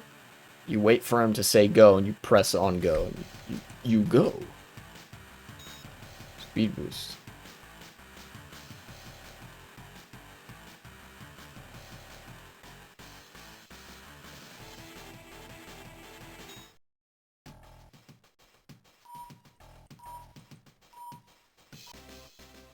Imagine if we got the fascist Spider-Man, Miles Morales. Predicted it. We already got a fascist Spider-Man, actually. They just weren't the good guy. We had Donald Duck in World War II, so why not Disney Hitler? We already had both of those. What I was realizing in the middle of the sentence. Yeah, fucking Miguel O'Hara in Spider-Man Across the Spider-Verse is a fascist Spider-Man. And 1v3, there are World War II era cartoons where Donald Duck is Hitler. We already got Disney Hitler. Can you imagine if they forced them to redeem that character like You Were All Right? I could not imagine, because the movie has already been in like a long-standing production phase. They probably will be like, I don't think they're going to redeem him. It like with knowing the kinds of people that worked on that movie, and knowing the themes and undertones of that movie, knowing the, how they wrote certain characters and how unambiguously wrong Miguel O'Hara is for trying to kill Miles Morales, there is no way that they like say, you know what, you had a point. Glad that movie didn't take too long then. I think the last one, I think what was it? It was Into the Spider-Verse, then Across the Spider-Verse. And then I don't remember what the title of the last one is going to be, but the third one I think is coming out next year, 2025, which will be a banger. Race test. All right, finally about to be done with the tutorial.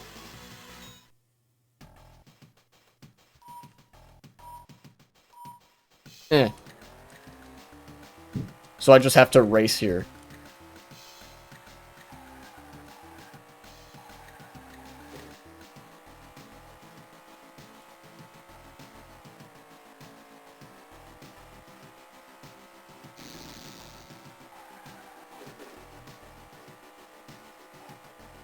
Loop the loop. You see the media try to justify the X-Men be far right. Yeah, especially seeing as X-Men 1 and 2, like, a lot of the X-Men movies are literally about homosexuality. No.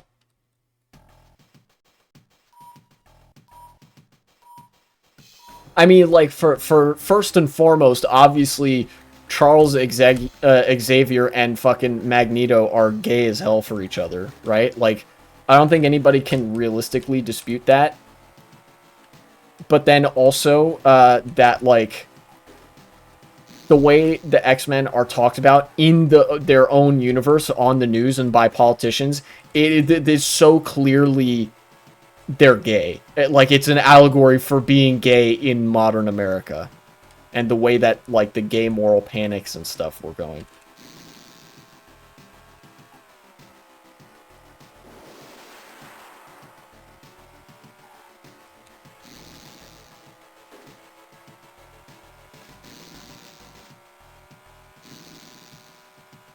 You may notice I'm just spamming the R button, because that gets you, like, the most points.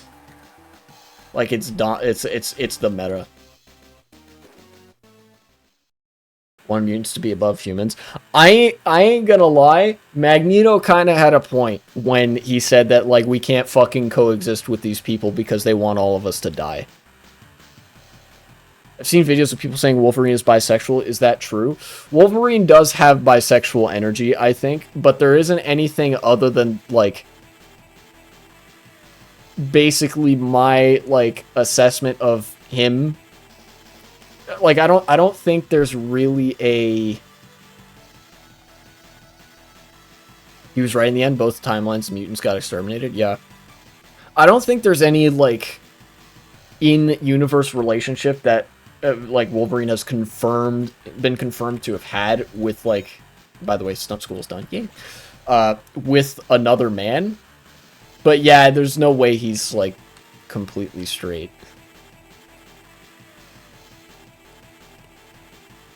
Magneto's greatest enemy is the comic book status quo. Yes. This is true.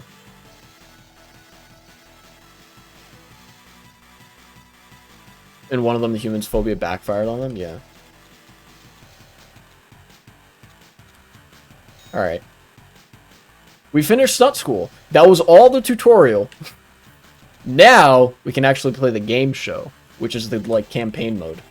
Arcade is just, you know, you play regular old race.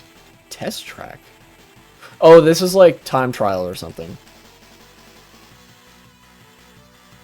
It's funny that the greatest enemy to Magneto's plan is the creator himself or comic or movie. I think it's very fitting. It, you know, because comic books are like, especially superhero stories, it's like an allegory for liberalism. The hero has to be a defender of the status quo. The villain has to be somebody seeking to upset the status quo in a violent way, such that no critical engagement with their arguments is necessary. And at the end, the status quo must be restored, whatever it was. Found that out when Magneto was yelling to God in one of the movies. Really? Jim, maybe I need to watch some more X-Men movies.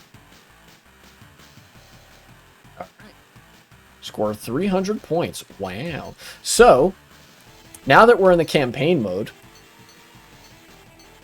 I can show you guys what's up. So there's some like test race tracks and whatnot, and there's some like actual race against other computer drivers tracks, and you unlock like cars and stuff as you go. And there's one customization option. If you press up or down, you can change the color. There are two colors. This is the car that we've been playing as the whole time, or that I've been playing as. Didn't hear anything you said at the last minute. The iPad died, it went out of power. That's all good. This is now the campaign mode. We're going to be doing a practice race here, where the objective is to get some points, which I will do very easily, like that. Really great level. And then, now, you do the race. Championship race. X-Men will get rebooted soon anyway, probably. I doubt it'll be as good, though. Because it's subject to the, like, Marvel Comics zeitgeist. They can't do the kind of critical commentary that they did in the early 2000s, I don't think. You know, now that the whole MCU exists as subsumed completely by Disney and whatnot. Yeah, knowing this media climate, definitely not. What I usually like to do in this game is for the practice levels, I just use the default, and then I use the super special fun skin for the championship race. And now we get to see how long these tracks truly are. Yeah, it'll just be mediocre slop. Press that, activate the boost. And by the way, opinion on Deadpool 3. I don't have one because I haven't watched it. This game has an insane degree of rubber banding AI. Like, legit, it reminds me of Mario Kart 64 in a certain way. Not because the AI will, like, automatically catch up to you, but because they will, like, no matter how fast you go, they can't be a certain distance behind you. Like, they have to stay however close.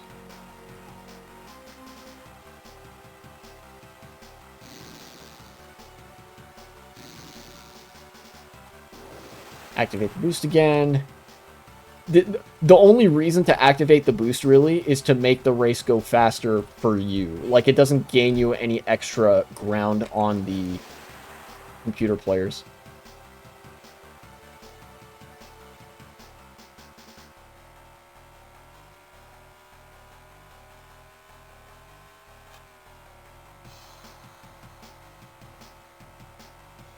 Character was able to manipulate space-time. Sick.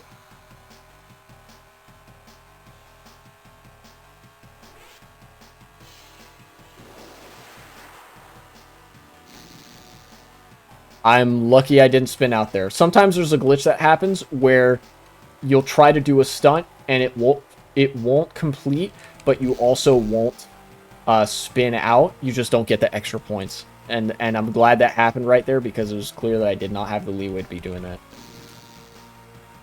And there we go, I spun out. And then look at this. They're gonna... Oh, actually, maybe not. Maybe I was far enough ahead that they didn't catch up to me immediately. But you can see on the bottom left, there's that little mini-map behind the chat. I'm the bright red dot, and they're all the, like, darker red-brown dots.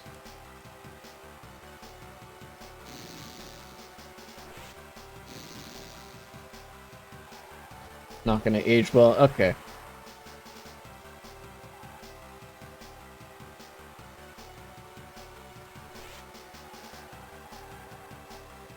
Actually still had the boost going when I got that. Wow, that's kind of crazy.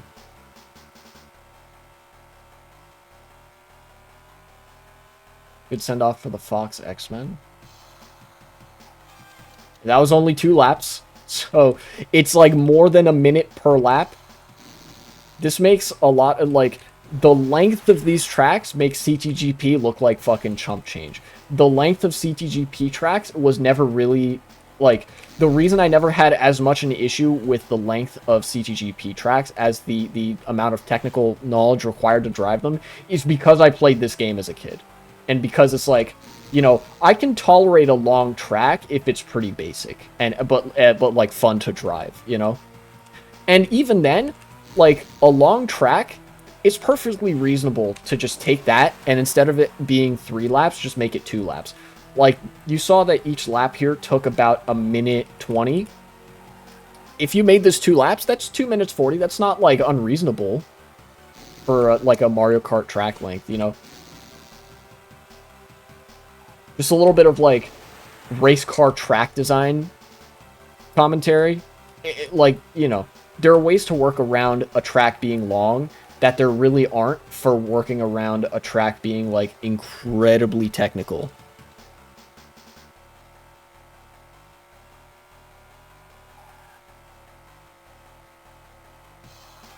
And I win.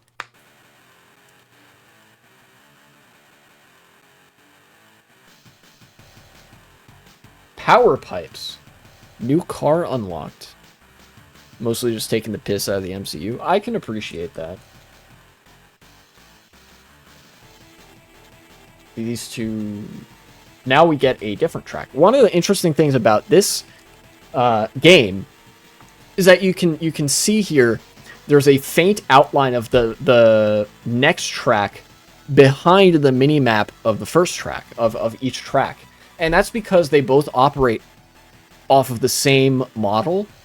This is really clever, I think, on how they were able to cram so much into this game, is because they take one track and they basically section off certain areas of it to make it function as 2 tracks, or they have you going a different direction. In fact, with this track, I think they start you going the opposite direction to the other one. You know, like on this track, you saw, like, you drive here and then you're coming this way. You're going clockwise, right? So you come around this U-turn and then you hit the loop-the-loop. On this next track, you would actually be going the opposite way. You'd be doing this. What would your ideology be if you were in the X-Men universe? I would probably still be a socialist.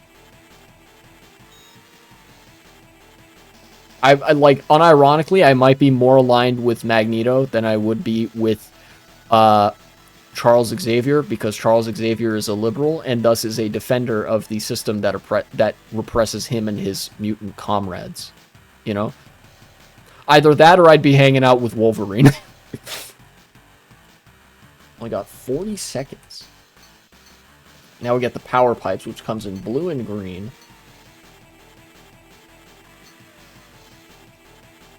Magneto would hate you because you're not a mutant. Yeah, he probably would. Which is why then I suppose, like, most likely I would be hanging out with Wolverine. You know? Because I guess Magneto represents, like, mutant supremacism.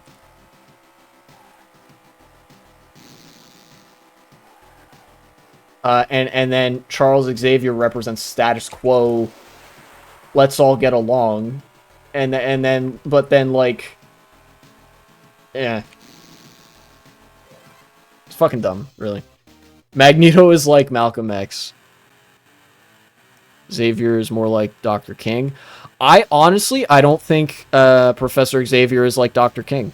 Could you convince Magneto to socialism? I don't want to do the I can fix him meme, but I can fix him. Thank you. Yeah. Okay, one more stunt challenge. I genuinely don't think Charles Xavier is like Dr. King, because even Dr. King was like more of a radical than Charles Xavier. In fact, many people underestimate just how much of a radical Dr. King was. Dr. King was a socialist. Xavier is very much not. Yeah, like, Charles Xavier is the liberals' convenient, like, whitewashed image of what Dr. King was. Now, this track is an interesting case. You may notice that track didn't look like either of them. And that's one of the things that remains so mysterious to me about this game. There are tracks in this game that you can't fully race through. That's one of them. You only ever see a tiny portion of that track. And I wish there was a way. I want to be able to, like, go into the file system of this game to try to extract the track models and, like, find the full extent of them. Particularly with stuff like that test race track, because there is a whole track there. You know, we just saw sections of it. But I've never seen what the whole thing looks like as, like, a coherent track. Xavier feels like the Democrats. Kind of true.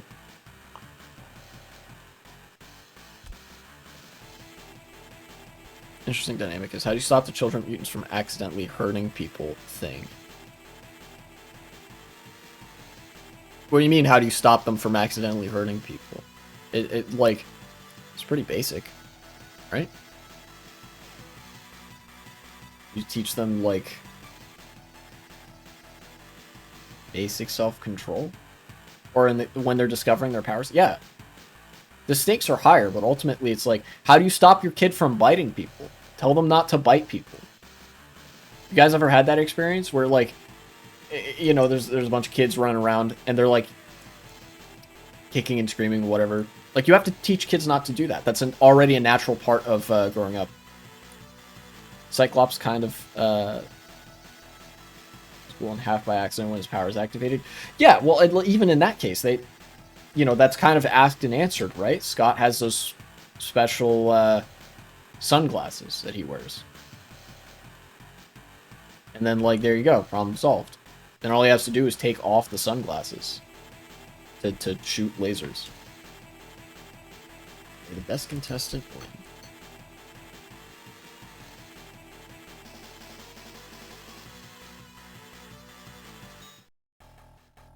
The mutant powers aren't something, like, truly exceptional to the human condition, really. Like, a lot of people kind of play up how special superpowers are. First of all, a world where people had superpowers would be absolute hell, so I don't really want to live in that world. But ultimately, it's just a force amplifier. there's already the risk of kids being self-destructive or unable to control themselves or whatever. Like, all the problems with, like, how do you prevent kids from hurting people, we already deal with that on a quotidian basis in real life. You know? Here's an example of that modeling being done correctly. And there's those barriers where other parts of the track have been cordoned off.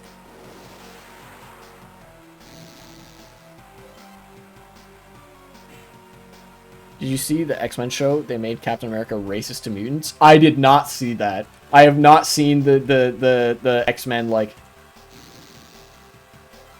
the X-Men TV show where they did that.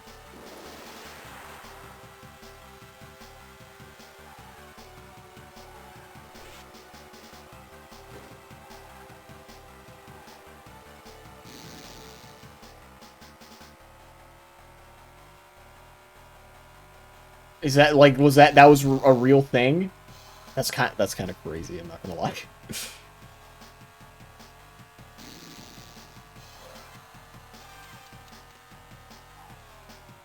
Feel like Cap wouldn't be racist to mutants because of his origin? Yeah, that, you know, that does feel kind of out of character for Captain America. Like, you know, like Steve Rogers Captain America. Now, if we're talking about John Walker Captain America, that's a different story.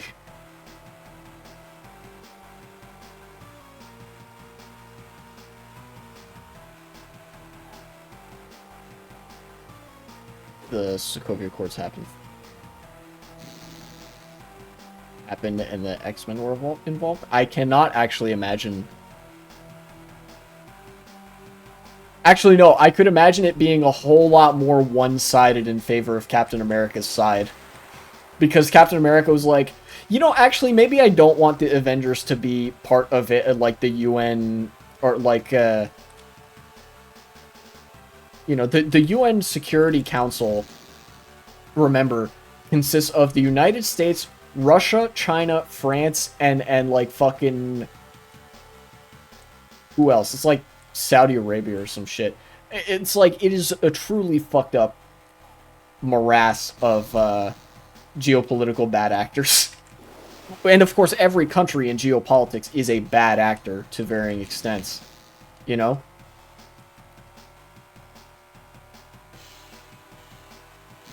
So at best, they would be doing jack shit. At worst, they would be, like, using the Avengers to just suppress protests and hunt gay people. You know? Which I don't think the mutants would like too much.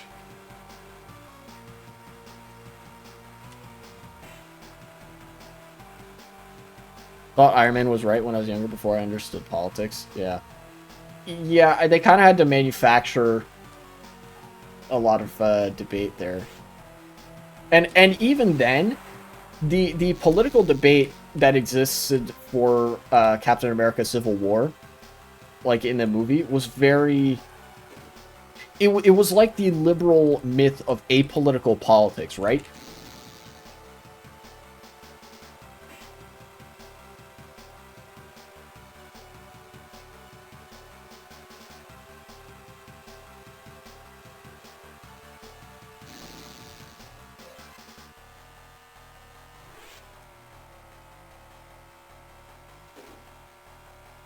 About the government using them for bad purposes, but like I said, that it's the kind of, like, it's liberal pretend politics. It's the politics that isn't political, because, like, the bad purposes that they refer to don't overtly mention any politically very pressing topics. They avoid all of the difficult parts of this discussion entirely. It's a political cop-out. You know?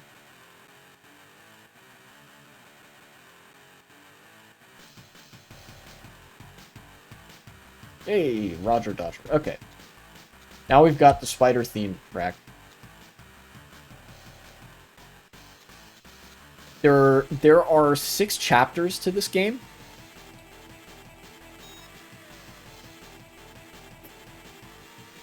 In the show, Magneto told Xavier to shut up with metal duct tape. That's kind of funny. Also something that I imagine they would have done to each other in the bedroom. You know, this has got to be said.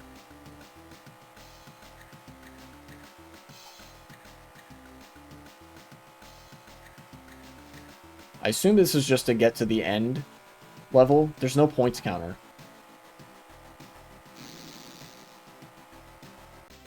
Okay. Wow, that was cool. Stunt challenge. Also in the show, it's confirmed that Xavier tends to be a pet in the bedroom. That's sick. I fucking knew it, dude. How did I know? Score 900 points and cross the finish line. That is a certified lol.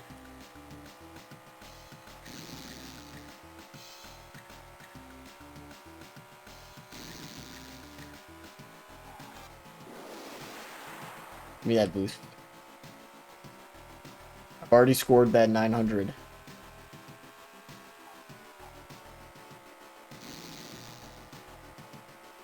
Alright, we're good.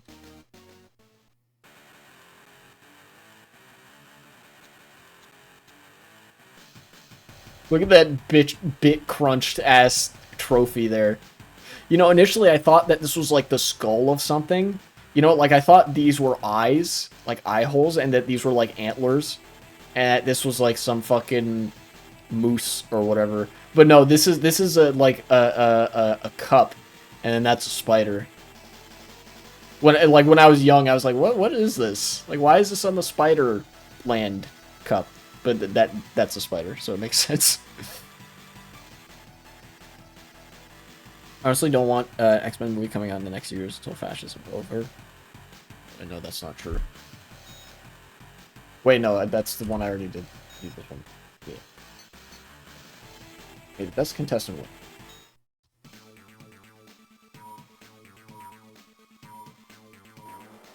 Yeah, I mean, like I said, with a much more reactionary media production climate, like media industry, we're gonna see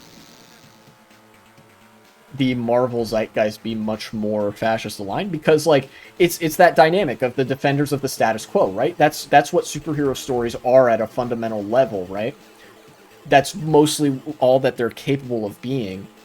And so if the status quo is fascist, and the superheroes are fundamentally just the defenders of the status quo, expect them to be more or less aligned with that, you know?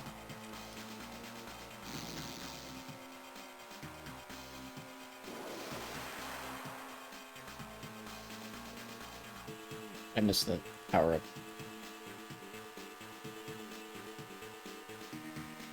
In the new show, there's a half-human robot that talks about replacement theory, and he's the main bad guy. Gonna ruin Spider-Man. Yeah, I'm not sure of the implications that... I don't think it has the capability of ruining the next Spider-Verse movie. Because, like I said, that one was already being made.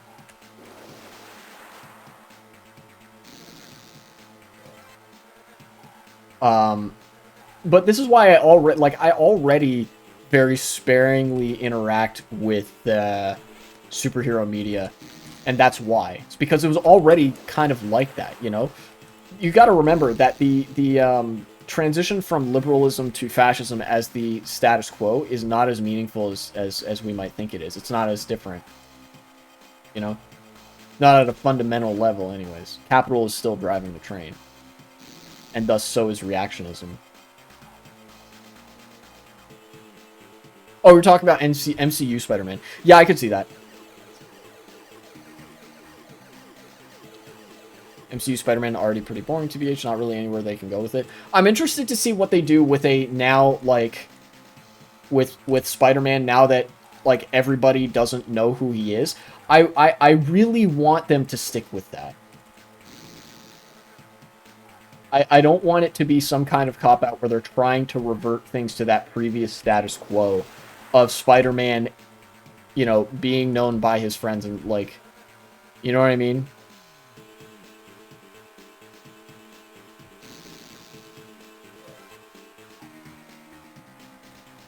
I didn't mean to do that.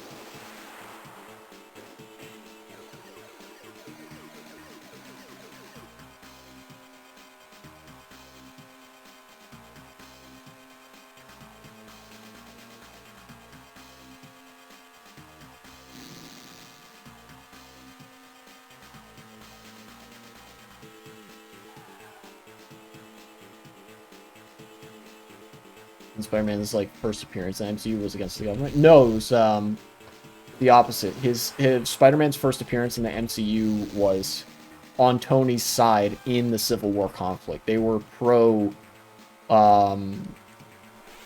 they were in favor of the Avengers being put under the supervision of like the UN Security Council.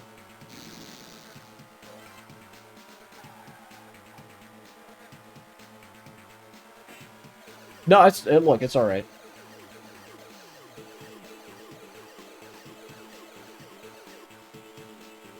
Loop-the-loop cutscene. Go. Ended up with Green Link's PVDA. Hey! Cool. Agree or disagree questions. Oh, so it's like the political compass, but it tries to puts you with a certain political party that's active. That's interesting.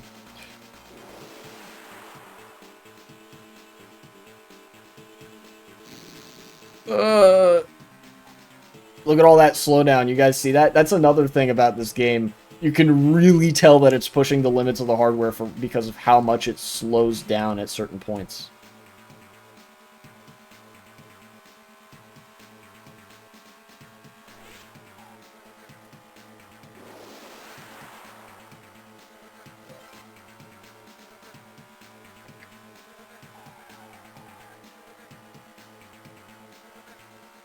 Give me this. Thank you. Lap 3, I'm coming around the corner. This stream is probably going to be, depending on how I feel, I did want to try to finish the whole game in this stream. Good way to put it. Yeah. It'd be real funny with a new perspective of the MCU with this current Captain America. Yeah, you know, I feel like I don't know what the MCU is even going to do, if they're even going to try. I just don't know. I don't follow the MCU very much. What do you think will happen to Pride Month? I think Pride Month is still going to be a thing. Remember, Pride Month was a thing long before it was celebrated at a national level or in any appreciable, like, large capacity, you know? Because remember, Pride was initially a riot movement. You know? It was mainstreamed, but it didn't used to be like that. It's possible Pride could go underground to a certain extent as a result of like really repressive Republican policies.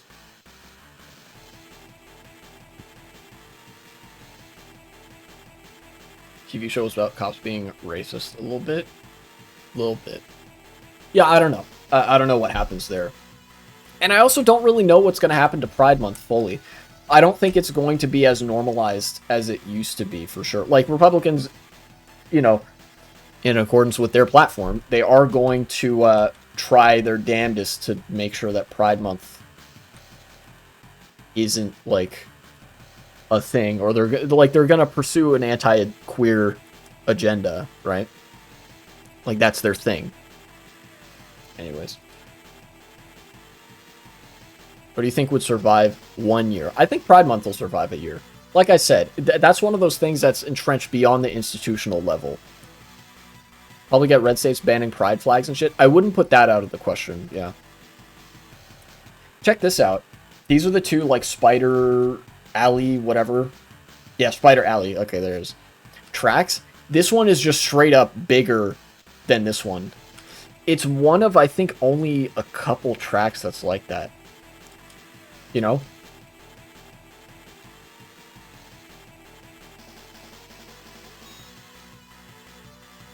Wait, what? I always forget.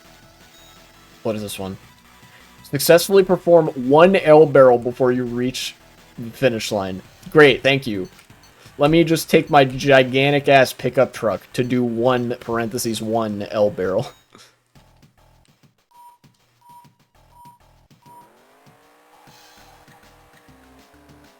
By the way, this is the, like, hardest turn in the game that I was mentioning. It's, like, insane. LOL. That was the whole level. Insect Hive. Alright. You see those trans people that think if I work with the far right, they won't hurt me? Yes, I have. And they are literally like... Their asses have not read about the fucking Night of Long Knives.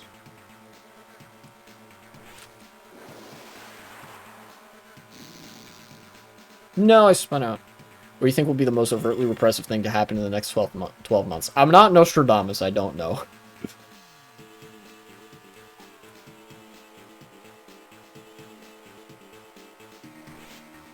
Possibly, like, if the Republicans are really dumb, and I mean really dumb, I could see them, like, trying to ban abortion and contraception at, like, a national level.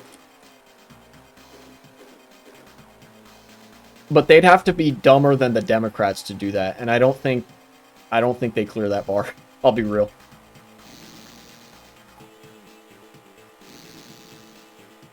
Oh, he spun out.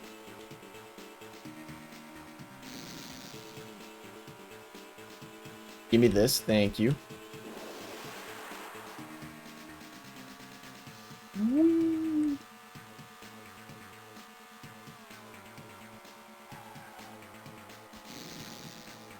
No, I didn't mean to do that. Corny and unlikely, could you imagine if we had public executions on TV? I don't think that's gonna happen, like, to be honest. But look, again, guys, I'm not Nostradamus. I can't predict the future. Are they really gonna test that bar? What, the, like, being dumber than the Democrats? The Democrats are dumb because that's in the contract, right? Like, Republicans are stupid authentically. Democrats are dumb because they're not allowed to be smart.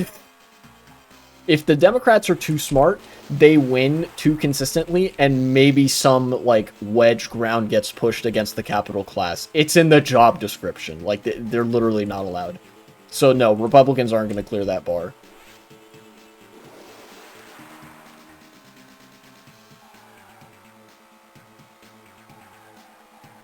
Besides, we've seen, like, how the rhetoric has shifted on the issue of abortion. The right realized how fucking disastrous overturning Roe v. Wade was for them. And I don't think they are eager to recreate that. The point being, I think they want to ban abortion, but I don't think they are confident that they can get away with it yet.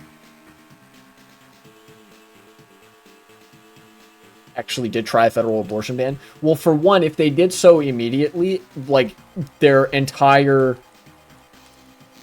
It wouldn't bring the Democrats back from the dead, but it would put the Republicans that much closer to being dead themselves. For another thing,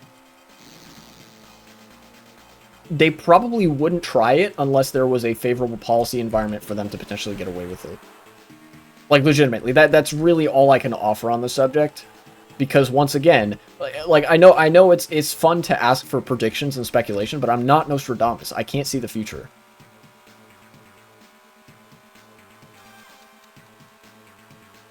Shit's gonna be bad, but I don't know exactly in what way. I don't know exactly what Republicans will have the leeway to do or will feel like they have the leeway to do. And that sort of, that leeway that Republicans feel like they have or don't have, what is permitted to them by the capital class, by the institutions that they have now thoroughly captured, dictates the nature of their insane, like, reactionary agenda.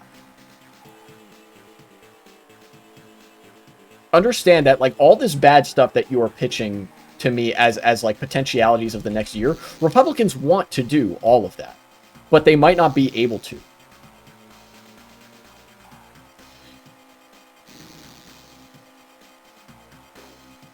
you imagine if they get so scared of anything, just a right version of liberals? They're not that. They are not that. I would not categorize Republicans as being so scared of doing anything that they become basically like liberals, because that's the purview of liberals. Republicans do want to do shit, but they are much more fastidious about, like, knowing what they can and can't get away with relative to the general public, right? That's kind of how, like, their brand of fascism works. The reason that they pivoted to all of the far right populism was to distract from the shit that's wildly unpopular. And they got away with the tax cuts because they were able to construct that environment. Democrats are so opposed to doing anything that they don't even try to construct an environment in which they can pass certain policies that might not be popular. Not that they would need to, because all of the policies that the Democrats on paper theoretically support are so popular that it would make dictators like Putin and Assad blush. Yeah, that's real Cryoraptor. That's the strategy, you know? That's what they've been doing. That's what they probably will continue to do.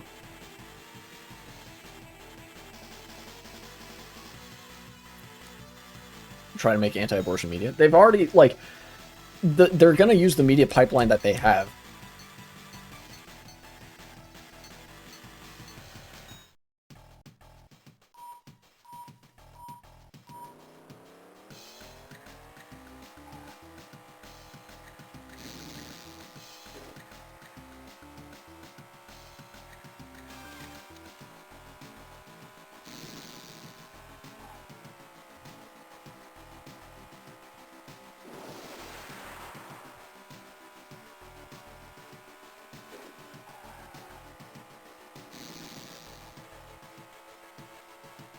You picture Trump executing Harris? Why would he want to execute the Democrats? They've been a massive asset to him.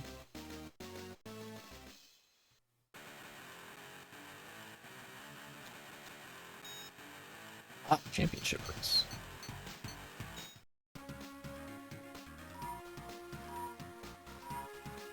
Symbolically, okay.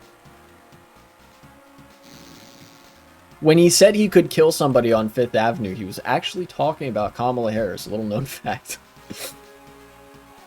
Irrational fears, I think? Yeah. Don't let irrationalism motivate you. You should, like, there are some things that you should be afraid of as a, you know, product of a Republican-controlled government, right? Like, the good shit is not going to happen under a Republican administration. I think we all can know this. You know?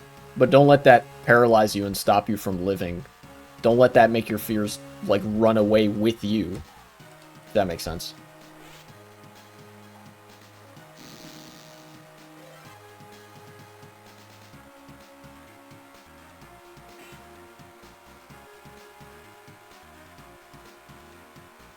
Look at how you can take that turn with this power up. That's actually insane. Don't worry, I'm not a Republican. Yeah, true.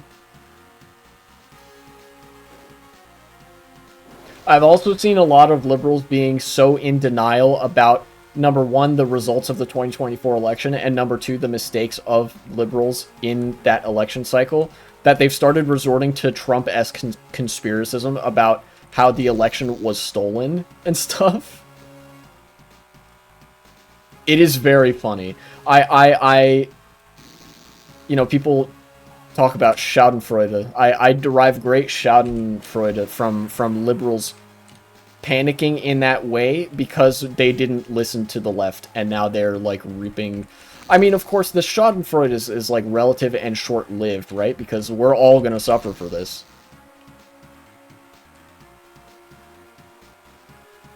Told you the Russian PSYOP began. There is no Russian PSYOP. You know, liberals on social media are screaming about Russia and whatnot, and about how, like, literally doing the Stop the Steal-esque talking points, which is incredibly funny. I mean, like, oh, okay. The Russian PSYOP of, oh, the election was stolen. Oh, yeah. Now they're doing the bit, which is pretty funny to me.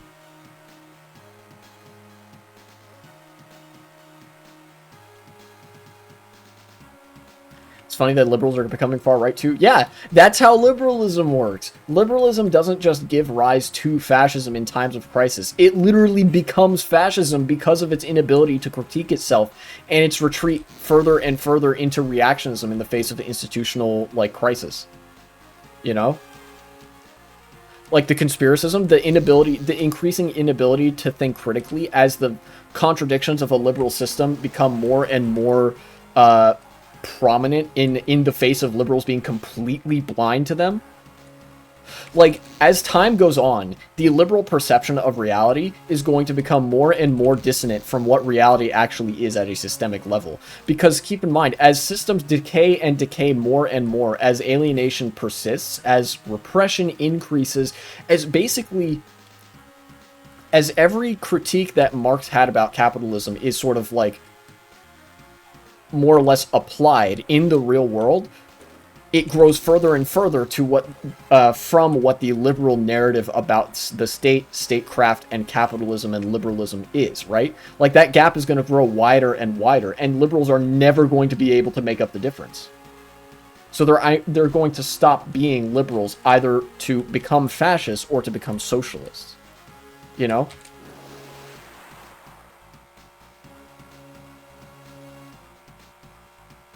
Yeah. Liberals will default to, increasingly so, they're going to default to irrationalism and conspiracism over systemic critique of liberal institutions. I don't know. Am I going to get second? No, I will get first. Aha. I've won a new car! That's sick. Meant to be the one above. Oh, okay. Liberals become fascist. Fascists didn't exist. Yeah, they would. Imagine if we get an Avatar the element bending on show. Fascist. This is chapter 3, or I'm on chapter 3 right now. Cone Crush. Oh, I have to hit all the cones. Ah.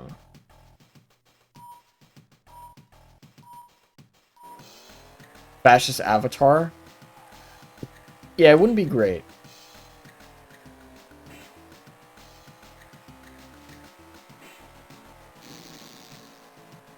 I remember there being some really, really tricky cone placement. Yep, there we go. And in this game, you actually can't... Ah!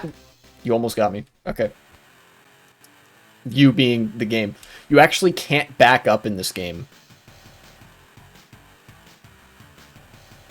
So if you pass one, you just fail automatically.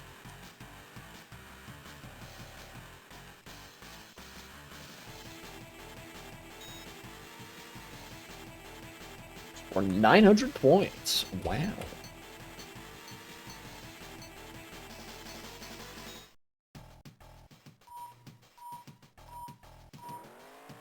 What kind of card doesn't have a reverse gear? A game that isn't capable of programming a reverse gear.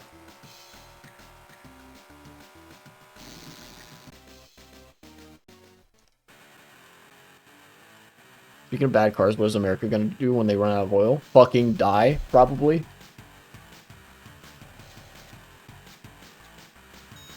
Championship race, let's go.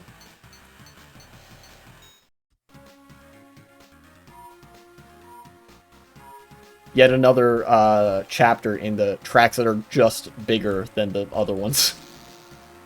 No.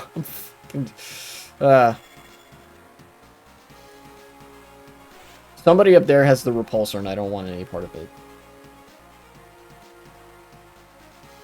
Yeah.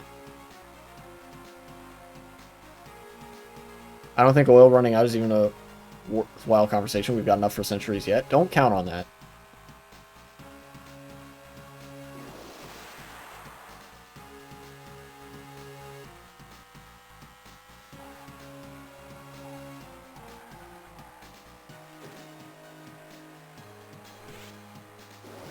The question of resources running out is still very valid, even if it's not oil. Like, apply that to water. Now what? Right?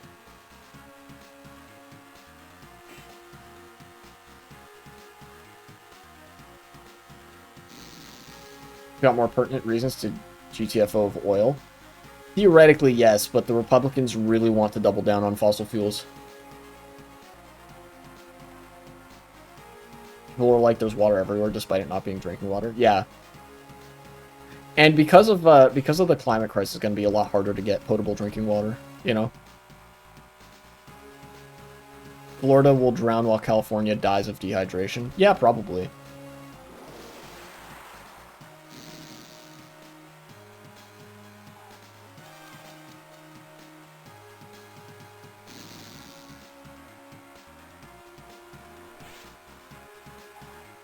God salts the water, true. We're gonna get climate change in fascism. It's possible at some point we get a sort of eco-fascism. But it's... I don't know what that really looks like. You know? Like, because oil and gas and, like, petroleum... Like, fossil fuel companies are a really, really big component of the capital class. Especially in America. You know? So it's like, that's really hard to wrangle with.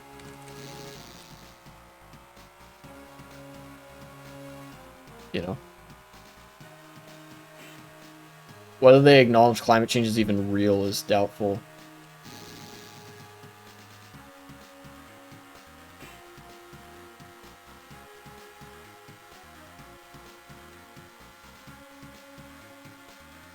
All the gunshots from places happen to retreat and America decides to shoot them. I mean, we don't need to imagine. This happened in 2005.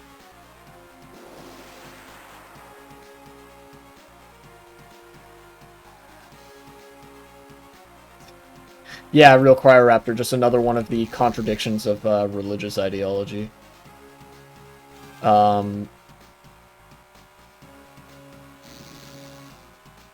Where simultaneously the Earth was made perfectly by an infallible heavenly being, but then at the same time, the Earth decaying into nothingness is like is like preordained and whatever, and like prerequisite for the rapture or some shit. It's like 2 in 2005. I was 5 in 2005. I was born in the year 2000. After Hurricane Katrina, the cops were like shooting people that were trying to get supplies from the store. Like, obviously there was a lot of looting taking place and whatnot, but like the stores were 3 feet underwater. You know, there's no reasonable expectation of things functioning normally for people to get their shit.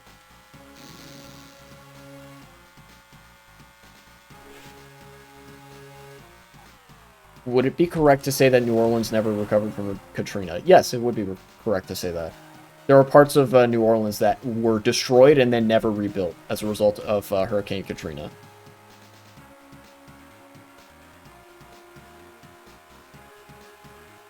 Yeah, it is one of those things, Gotron, where it's like, you know, we all know why, but it's still at a very basic level. It's like, why the fuck are cops just evil like that?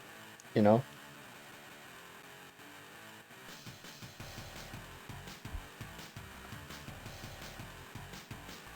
Swoopy-Doo. The goofiest looking car I've ever seen in my life, possibly. Yeah. And now we begin Chapter 4. We're at the halfway point through the campaign. Look at this shit. Look at this little goofy-ass car. Yeah, there's, like... Yeah.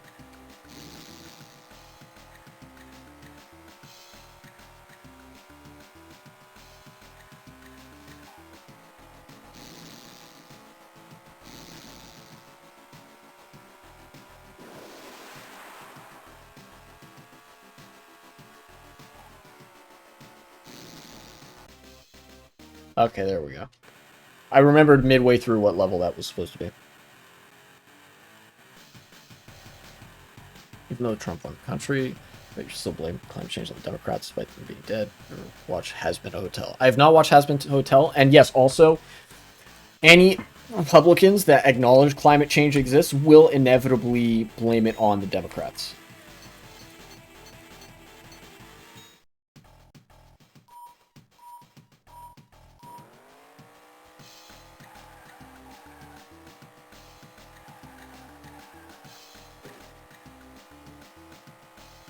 I think this is just to reach the end of the level kind of level.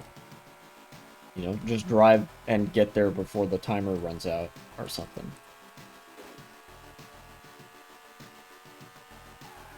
Which means, yeah, okay, we're good.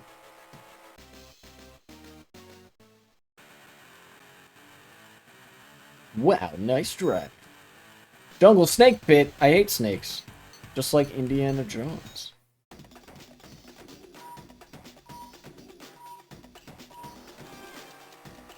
out in front, of course, naturally.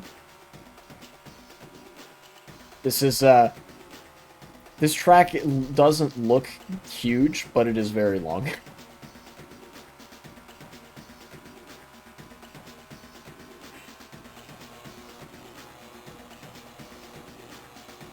Ah, dang it.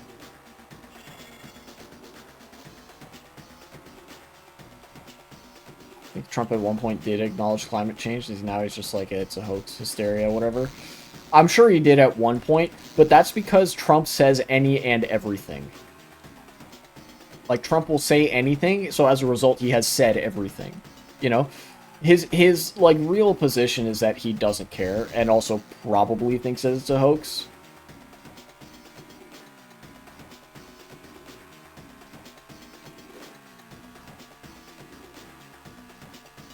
Yeah, he cares about the people who support him, he cares about himself, he cares about his class interests. Trump is a class-interested individual, as is everybody in that owner class. And, you know, to a certain extent, he cares about his supporters insofar as he's able to go up there and get applause, which is why he ran as a populist. You think people, like, would rabidly applaud for, like, institutionalism and neoconservatism and whatnot? No. Like, absolutely not.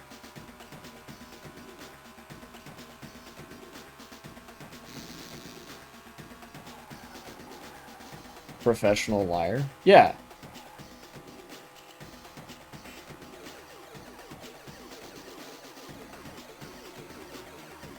Remember when people thought Trump was going to go to jail? Boy, do I. Surely old Donnie Boy can't wriggle his way out of this one. And then he wriggles his way out of this one. What were you doing when January 6th happened?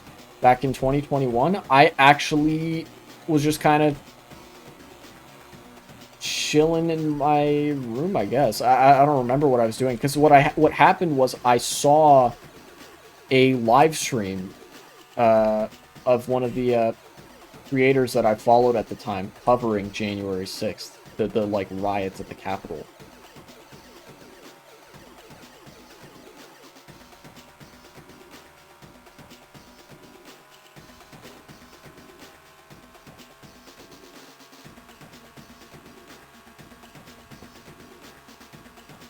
One time he literally said, I'd run as a Republican because they're stupid. They'll believe anything on Fox News.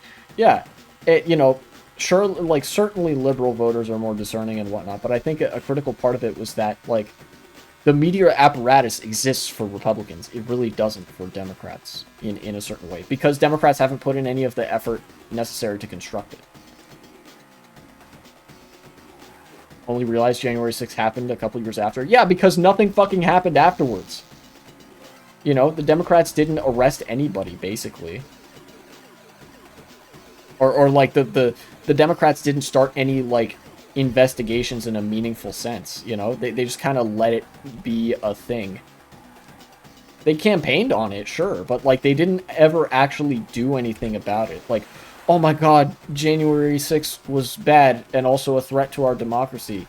Like, if it's such a threat, as you say it is, why not fucking do something about it, you know? Why not start arresting members of the other political party that were complicit in organizing and supporting it, you know? Just a thought.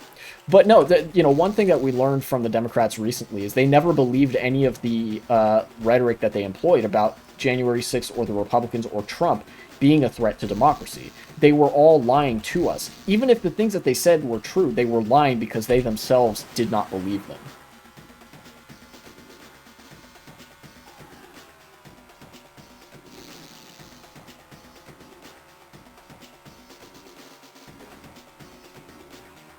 Have you ever considered trying? And then liberals are like, but we don't want to try. That's so true. Can you imagine not knowing about a government takeover attempt? Yes, actually, I can. For two reasons. First, I think in 2022 or 3, government takeover of Burma happened as well. That military coup, nobody knew about it, except for because of like one woman live streaming herself doing like Pilates in the morning, and she accidentally captured the coup happening in the background. And then also, yeah, I can imagine people not knowing about January 6th because the Democrats only mentioned it in passing and didn't like, they didn't shove to have it being covered in the media 24/7 as like the news thing. Like, oh my god, the Republicans are fascists and hate democracy and want to overthrow the government. You have any idea how big of a deal that is for the strongest country, wealthiest country in the history of the world? And how much ammunition there is legally to just round up all the Republicans and have them arrested and put on trial for that? And they didn't do it. Yeah, if you're not in North America, it's completely understandable not to know, because how would you have known? It's not like the Democrats do or say anything that indicates that it's important. Yeah.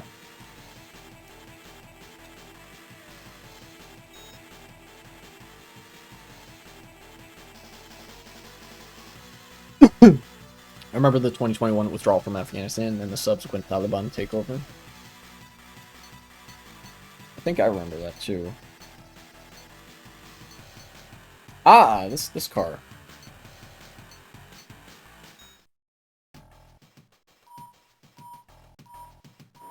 This time I wish Spider-Man was real to save us. Superheroes will not save us. Even in the world of superheroes, they do not save us. It's up to us. You know? I've mentioned about superheroes. All they defend is the status quo.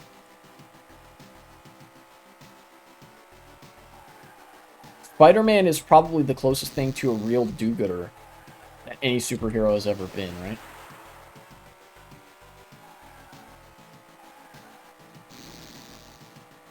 That message was about the car? Oh. Yeah, this car is goofy.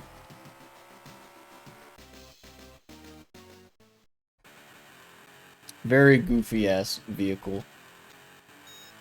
And I'm gonna drive it again! Look at this shit. What is this?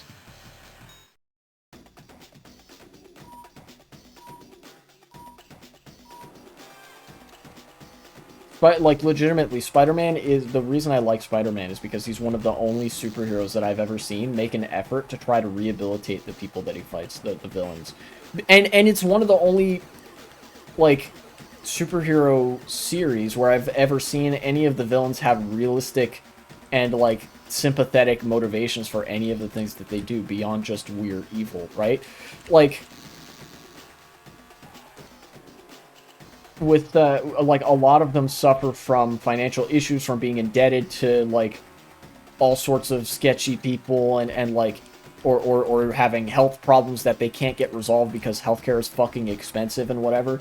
And Spider-Man's, like, the only reason Spider-Man fights them is because they're engaging in self-destructive behavior. That is also, like, the only reason he fights them is because they are a danger to themselves and others, and he wants to, like, personally work with them to sort out their issues and stuff like that. And even then, he is in that respect kind of a liberal, or at least liberal-seeming superhero, because he kind of discounts the nature of some of the systemic inevitability of, I don't know, somebody not being able to afford healthcare for a crippling medical issue, you know? Just as an example.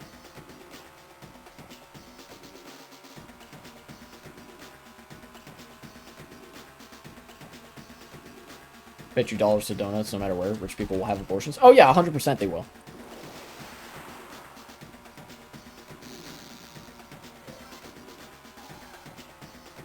You could blame everything on the liberals. You know, you could, a lot. Because this is a liberal world, run by liberals, you know? And I've explained before why I don't blame a lot of this stuff on fascism is ultimately because fascism is a like, all-consuming wildfire death cult, right? Like, it is incumbent on the liberals to fight them, you know? Fascism is a disease. Would I, like... You know, or fascism, I guess, is the worst symptoms on like of a disease, right? If you don't treat the disease, that's your fault. You know, if you have the treatment available for that disease and you choose not to take it, that's on you. You can't blame the disease anymore at that point because you have the solution in front of you and you threw it away. You know? Yeah, like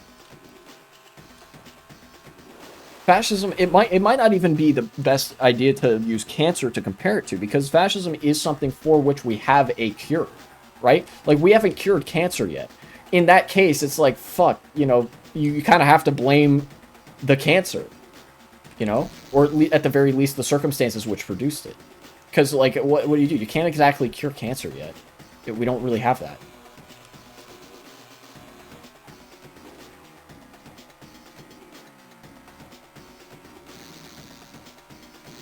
Fascism is mental illness, hot take of mine. And that is the correct, that's a very correct hot take.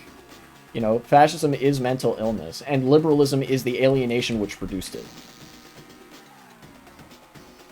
Liberalism is the true cancer.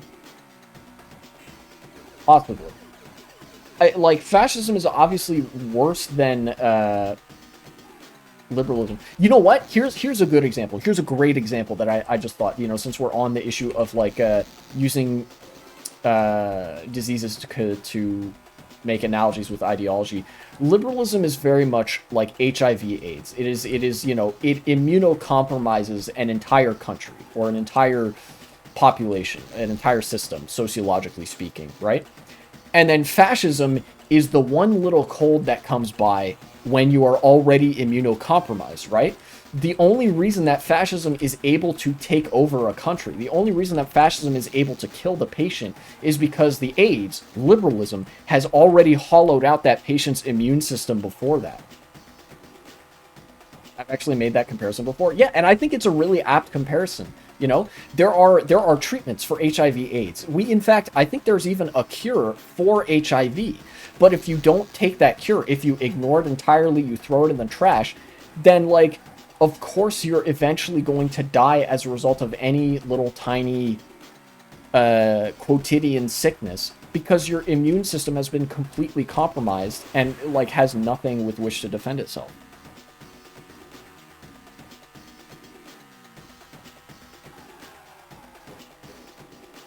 In the AIDS will blame your immune system for dying analogy. Yeah, and even in the case of, like, you know, with HIV/AIDS and whatever, the reason you're immunocompromised is because the nature of that disease makes your immune system attack itself, right?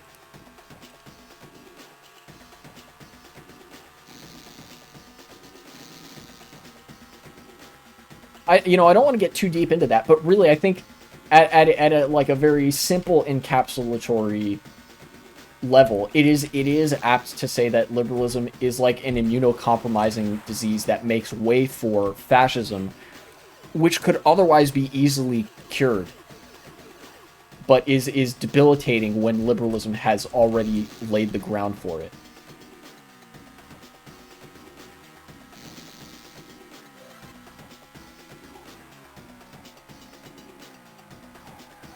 Scared that this form of fascism has the most advanced technology yet. Fascism in the 20th century had the most advanced technology of its time, and we saw exactly how that turned out. You know?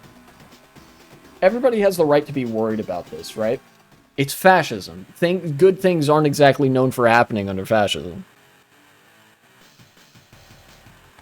You know?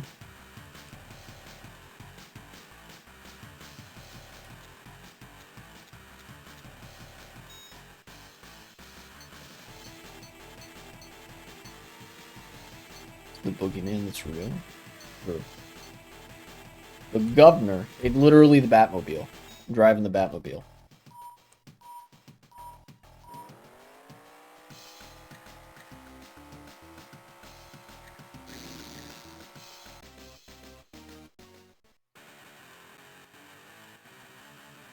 New game show password. Championship race. Can you imagine the far future after fascism is over? We have TV shows for superheroes fighting Donald Trump. Maybe it could be something like that. I actually feel like Trump would be portrayed in media kind of the way that Hitler is now. Or maybe not. If there's truly a post-fascism world, it would also have to be a post-capitalist and post-liberal world. In which case, Trump will obviously be portrayed as a villain and a great evil, but he will not be portrayed as the sole. He will not be portrayed as though he's the sole purveyor of that, or the sole figurehead of it, or something like that. Yeah, it's honestly it is truly difficult for me to imagine what will be happening, what would be happening in a post-fascist or post-liberal, post-capitalist world, in a socialist world, I guess. Because I'm so used to fucking not living in that, or for a long time, liberalism has been, well, the order of the day, and it's the only system under which I've really lived, It's hard for me to imagine such a drastically different world, I guess.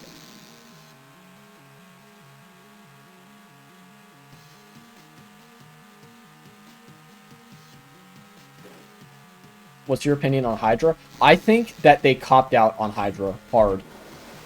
They should have gone further on making them basically extremely racist, extremely homophobic, but also ultimately just a reflection of the worst tendencies of the world as it already exists, i.e. of liberal systems. They tried to have they tried to create a sanitized image of fascism with Hydra.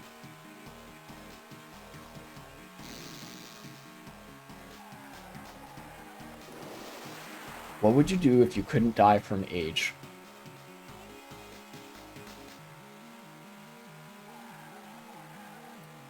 I do probably a lot of things,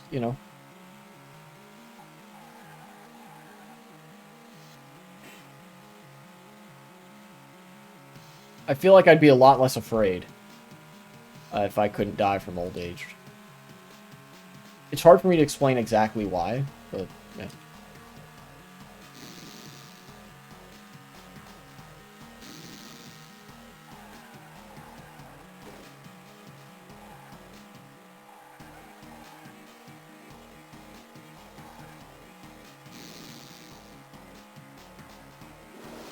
This track isn't as long. It's about as long as the first track in the game. Minute 20 per lap. That last track took 6 minutes. I don't know if you guys saw the timer on the top. Well, you can't really see it because my webcam is obscuring it, but it was a 6-minute track.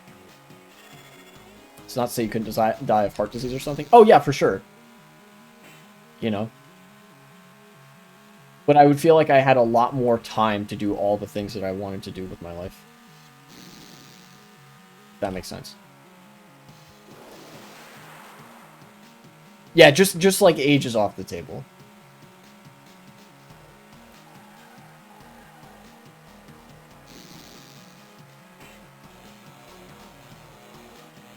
Almost bit the big one there. Yeah, if you don't look after yourself, after 100 to 150 years, you would die anyway. But I feel like that provides plenty of time for me to learn how to live, not just functionally, but gives me a lot more time to, adjust and realize all the stages of the fucking Maslow's hierarchy of needs or whatever the fuck. Yo, what's up, bro? The Boss 123. Welcome back to stream. Yeah, and anything affected by age.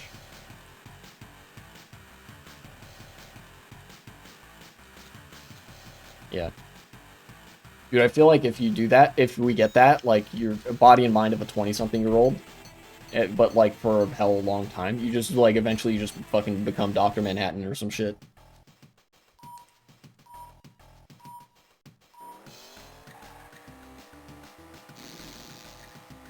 Wait. Hold on. No. What was the... Oh, you get 1,100 points. Okay, cool. No, I didn't mean to select that car.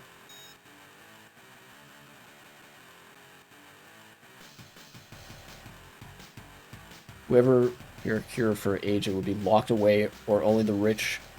For only the rich and made super expensive on purpose. Yeah, I have no doubt. Because that's a product of, you know, flaws within the system.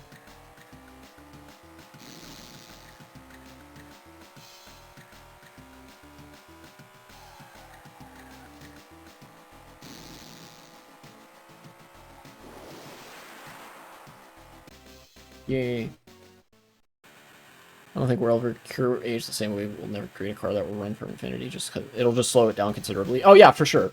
Yeah, like, obviously it's impossible to have life be infinite just because it takes energy to live, and like, fucking the universal law of like all things trend towards entropy or whatever.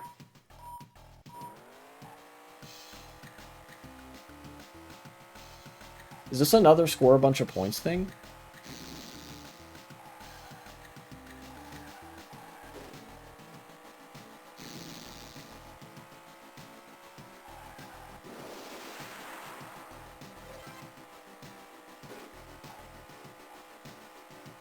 Oh, it's score a bunch of points and get to the finish line. Okay, cool.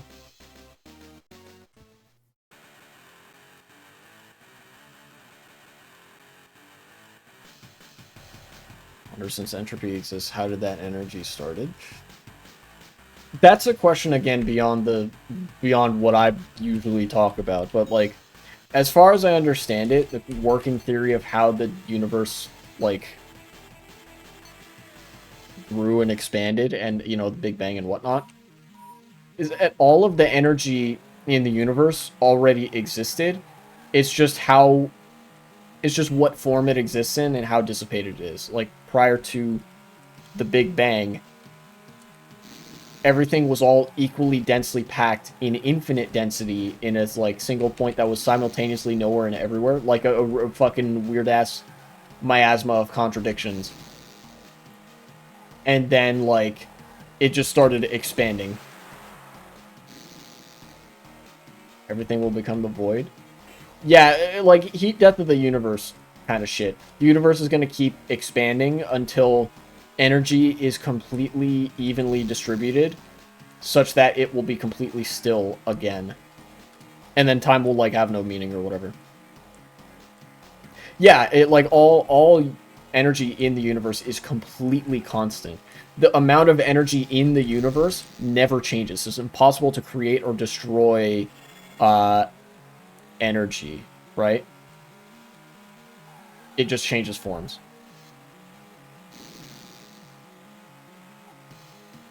I need to stop getting greedy on these jumps, especially because I don't really need to. There we go.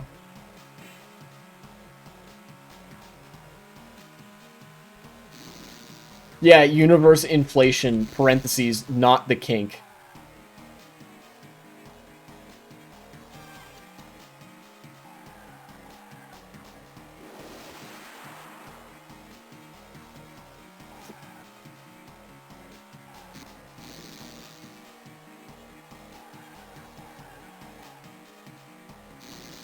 Eternal inflation. Yeah, like it depends on, again, it depends on like what a bunch of numbers are that dictate whether or not the expansion, like the rate of expansion is accelerating, or whether the rate of expansion is slowing, or whether the like it's staying constant and whatnot. But yes.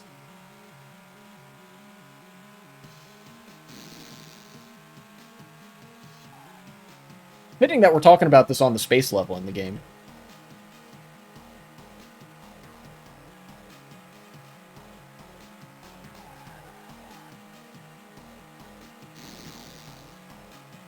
Yeah, when you die, you get the blue screen, and then your computer reboots, and it says you can now play as Luigi or something. I don't know. You know, your guess is as good as mine.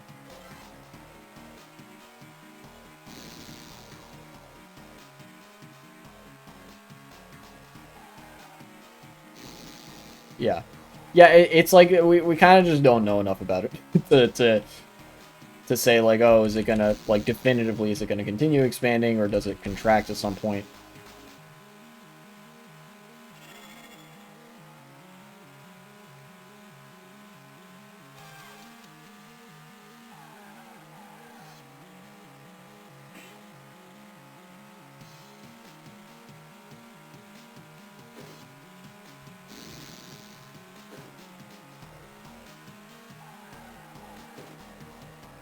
You literally see a blue screen. Imagine Indeed. Wouldn't that be fucking hilarious?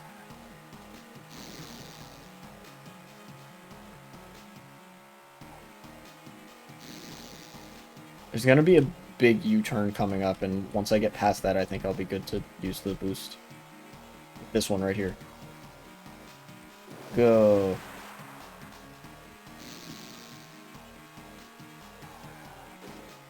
Yeah.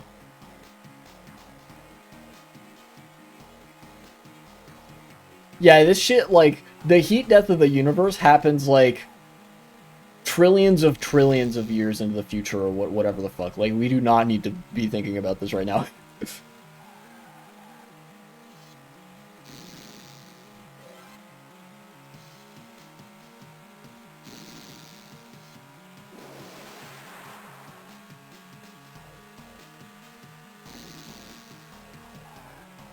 This, yes.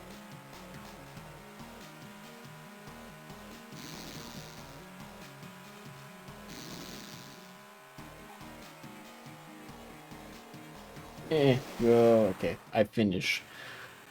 Alright. I've unlocked a new car! And Lava Land. Guys, this is it. This is the final chapter. Is it weird that some furries are fascists? Not really. I mean, it is weird. But, it is weird just in the sense that it's weird. But it's not like, I don't think it's like a contradiction or anything. Like, I don't think there's anything that necessarily precludes being both furry and a fascist, right? And most furries are not fascist, you know? Fascism itself is a contradiction? That's true.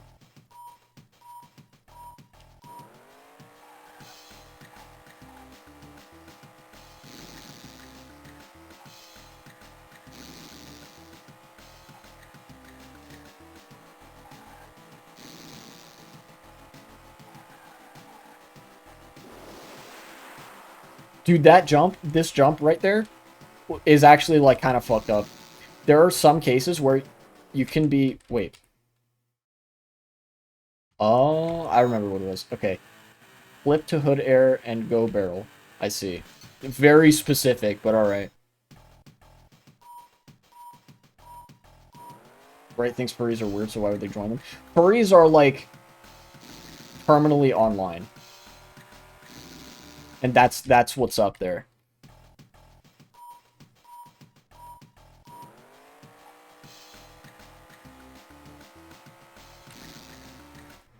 I accidentally pressed spacebar. Sorry for women right now? Yeah.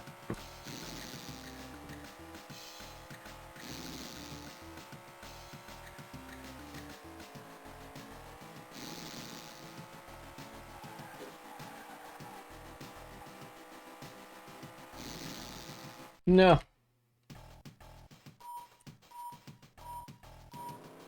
Okay. Now we can do the thing that I was thinking of. Oh.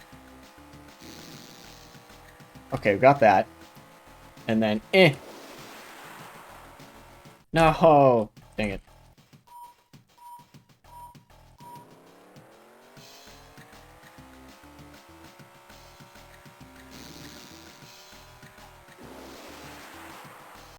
There we go. Woo! That was actually a little bit tricky. What would you do if you could predict the future? Well, I'd be a hell of a lot... That's a good question. I don't fucking know. I think honestly, if I could predict the future, it would feel a little bit like cheating.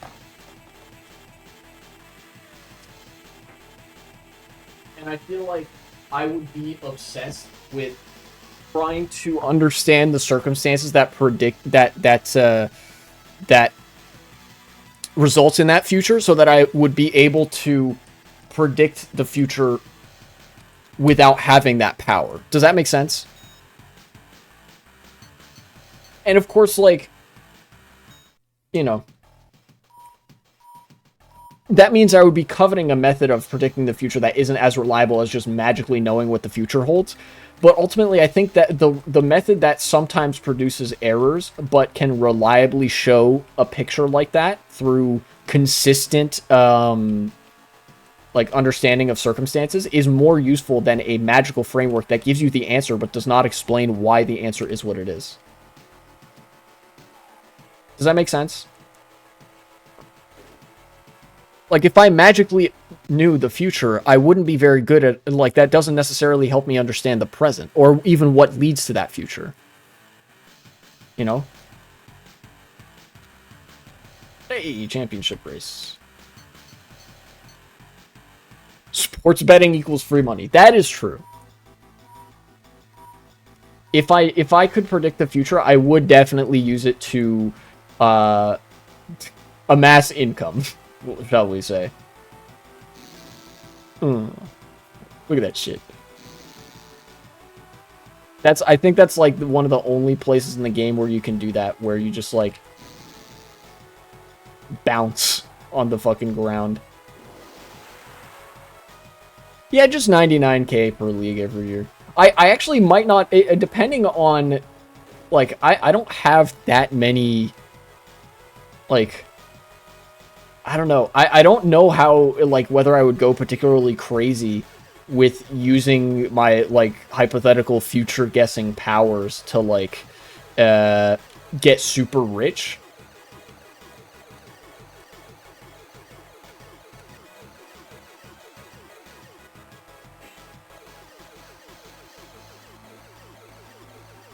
Oh, yeah, Gotron, I have seen that Nick Fuentes thing.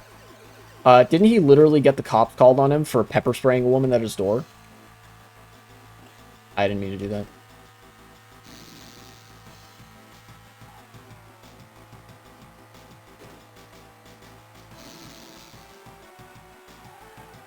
Like, the right is a bunch of weirdo, unfuckable losers who are really happy that now women are going to have no rights at all.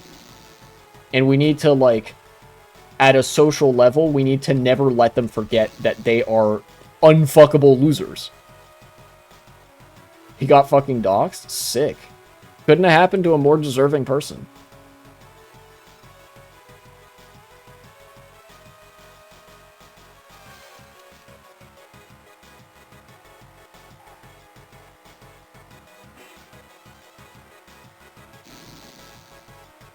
What? That's sick. I actually didn't get enough air. That's funny. Give me that. Come here, big boy. Got him. I'm doing a little bit of trolling today.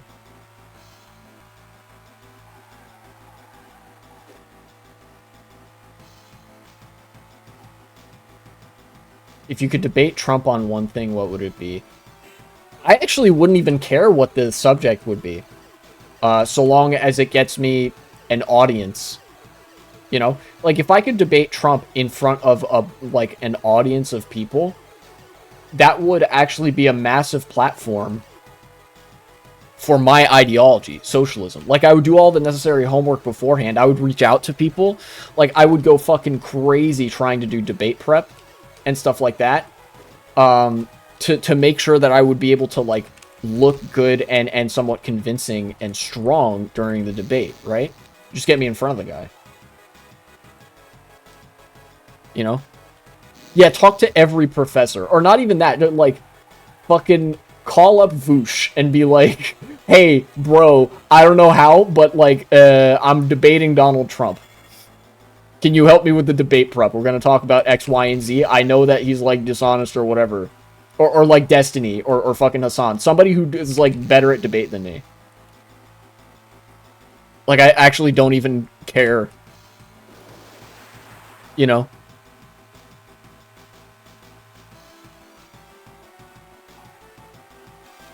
Oh my god, that is actually so funny, Real Cryoraptor. Nick Fuentes paid Google to blur out his house so it was easier for people to dox him because they could see the one, like, blurred out. That is super funny. That's really funny.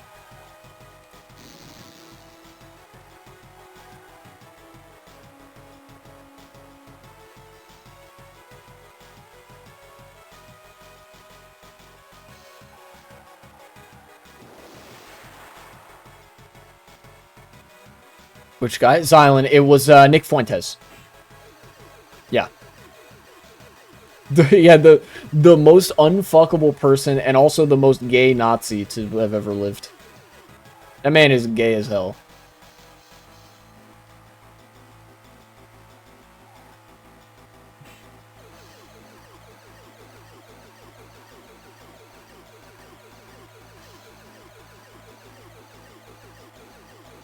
Man's gayer than me, and I'm pretty gay. And by gay, I mean, like, general term, like, fucking, queer. Not, like, literally homosexual and etc. Although, in that sense, like, Nick Fuentes is gayer than me because he hates women. Damn it, I have to restart the race. That's frustrating as hell. 5 minutes in, and I have to restart the race. I have to do it all over again. God damn. Whatever.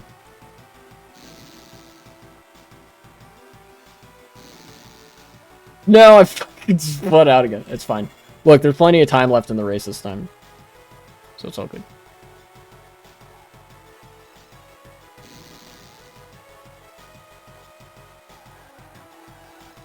No, he's got the magnet. Get your ass out of here. Goofy goober.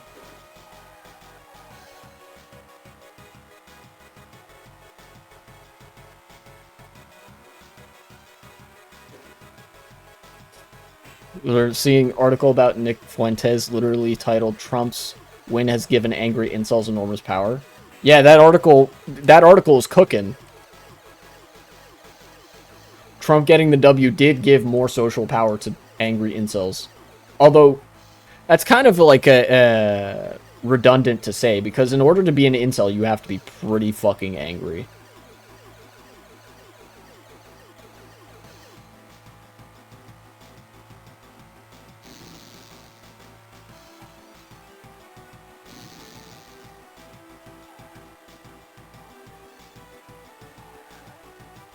Also, I haven't been talking about the game much, but I want to mention something, that these tracks are super long. They're also unique. One thing that I noticed when I played the game on PC, or when I saw the PC version of this game for the first time, is that these tracks are significantly different from the tracks that you play in the PC version. Not just in the sense that these are, like, less polished or whatever. Like, obviously they are. But, like, the minimap is different. Like, it's not the same track design, you know?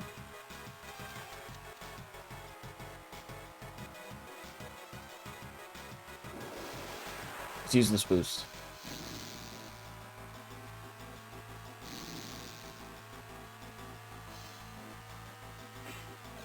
Yeah, give me that repulsor.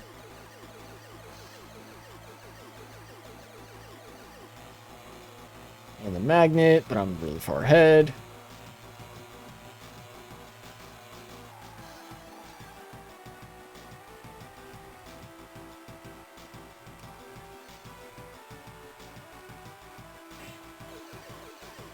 Now, I want to specify something.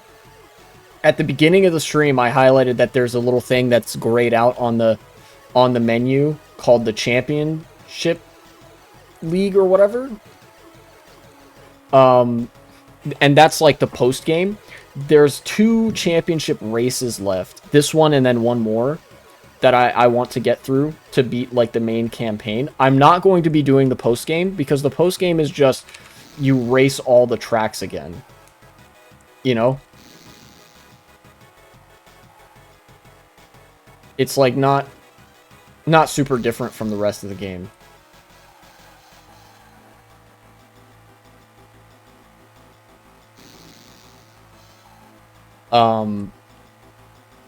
And you don't get anything new, really.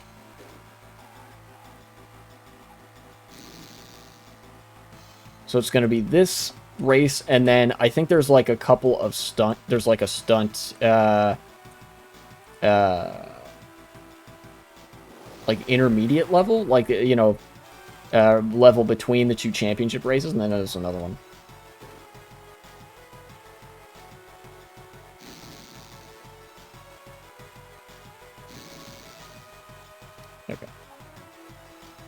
Now it's lap 3. Hopefully I don't fuck up at the, like, very last part of the race. Again. That would certainly be nice. Make the turn. Oh, shit. Alright. Alright, doesn't matter. That rubber banding is going to keep them behind me to a certain extent, but it's not like the insane rubber banding of Mario Kart 64 where they just shoot up to your position and then overtake you. They always stay a certain degree behind.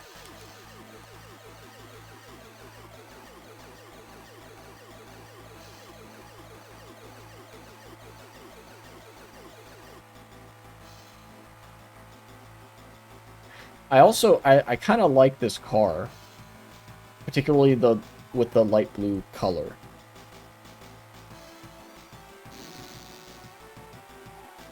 Alright. Don't get greedy. Don't get greedy. What console was this for? Game Boy Advance. I'm playing the Game Boy Advance version of this game. The Hot Wheels Stunt Track Challenge was also released for... Oh, no. Okay, he fucked up too. Okay, that's good. This game was also released for original Xbox and for PC.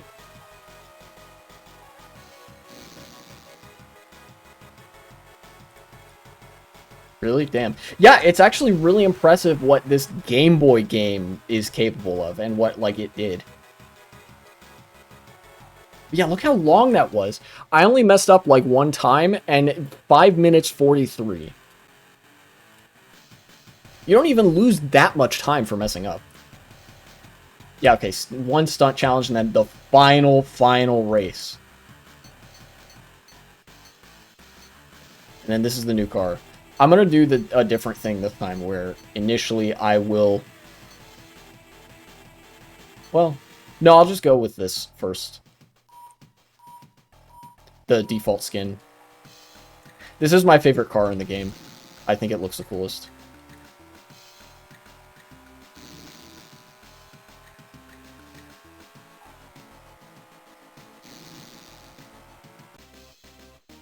Okay, pretty straightforward.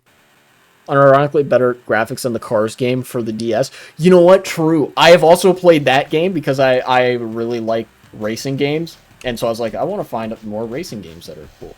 And I played that one. It actually did have pretty similar graphics to this game. Let's do this. Alright, last race, guys. This one, if I'm not mistaken, is even longer than the previous track. So this is going to be like a 6-minute race if everything goes right.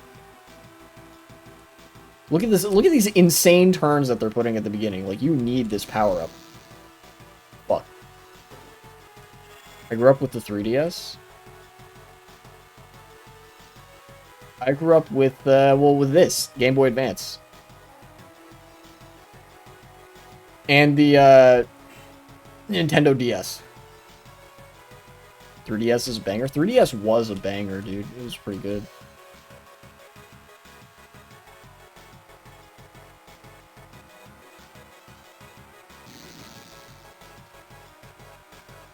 I keep reminding myself, like, hey, don't get greedy, and then I get greedy again, and again, and again. Get me out of here, dude! Get me out of here! Come on! Get... Okay.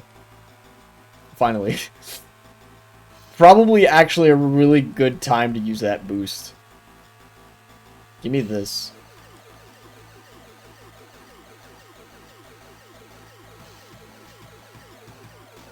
Oh yeah, give me that. Yes. Go, go, go, go, go, go, go, go, go.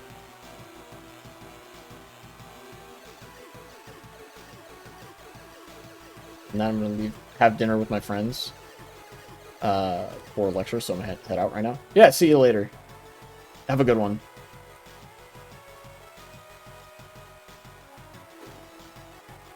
This goofy ass game. I'm hitting all sorts of walls. I'm goofy like that. And then you go the other way this time. You go the reverse.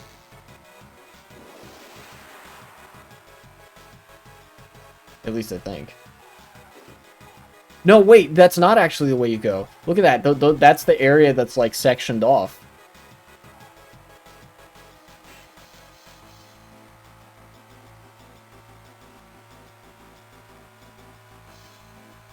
corners. God, those corners are a nightmare without that power-up. See, here's a sneak peek of what that looks like. You have to take the turn super wide, you slow down a ton. And this is the only track in the game. I mentioned earlier, every track in the game except for one has a loop-the-loop. This is the one track that doesn't. And you know what? I kind of like that. It's like, all right, no frills, none of that shit. You're just here to race on this volcanic ass mountain.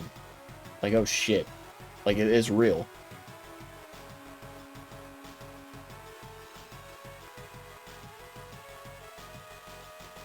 I don't want that this time.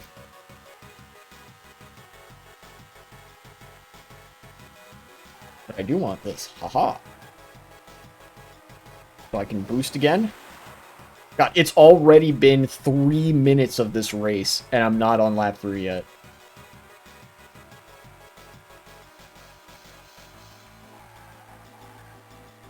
This might even be... This is going to be longer than 6 minutes, probably. Holy shit. Or maybe not. We'll see. We'll see.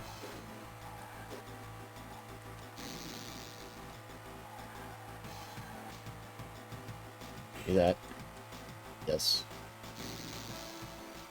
Use the boost. Make the turn. Holy shit, that's a really tight turn to have this late in the lap. Alright.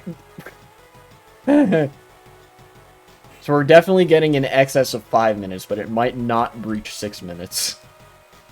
So basically, imagine if every track in like a racing game was Mario Kart 64 Rainbow Road levels of length. But like with a decent amount of variety in the actual construction of the tracks. And that's this game.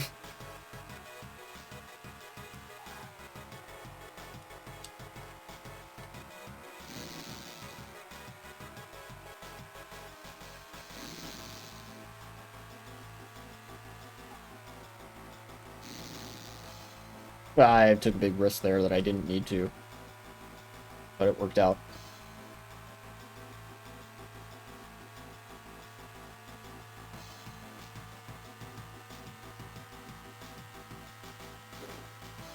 After this, I'm probably going to have to rest for the evening. Because I also got my COVID shot today.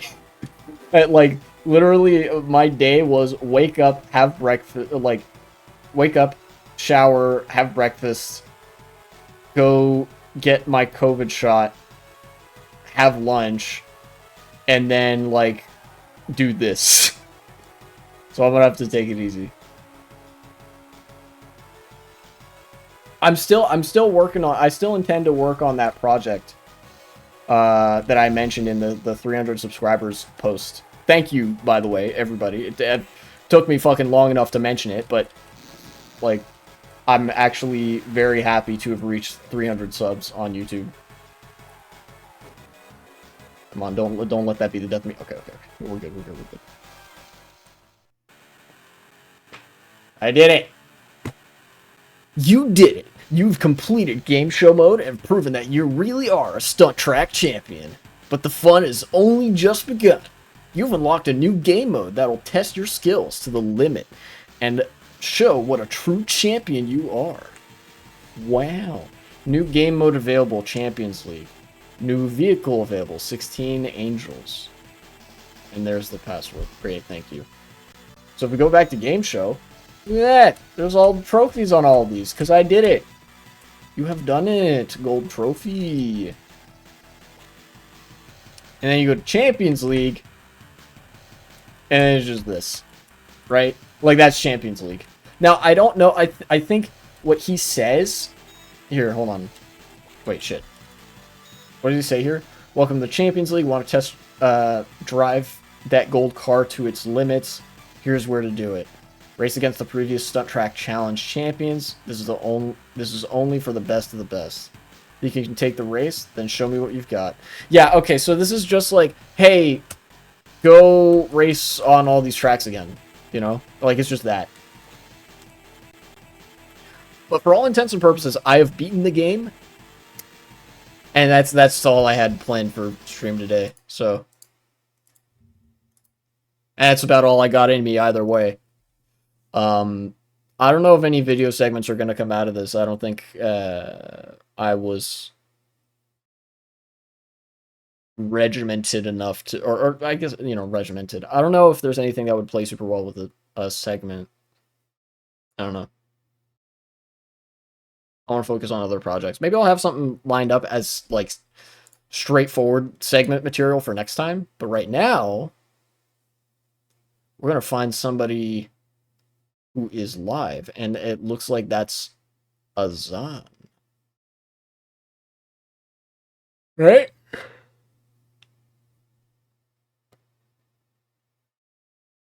Yeah, Azan is live. Raid Hasanabi. Once again, thank you guys so much for watching.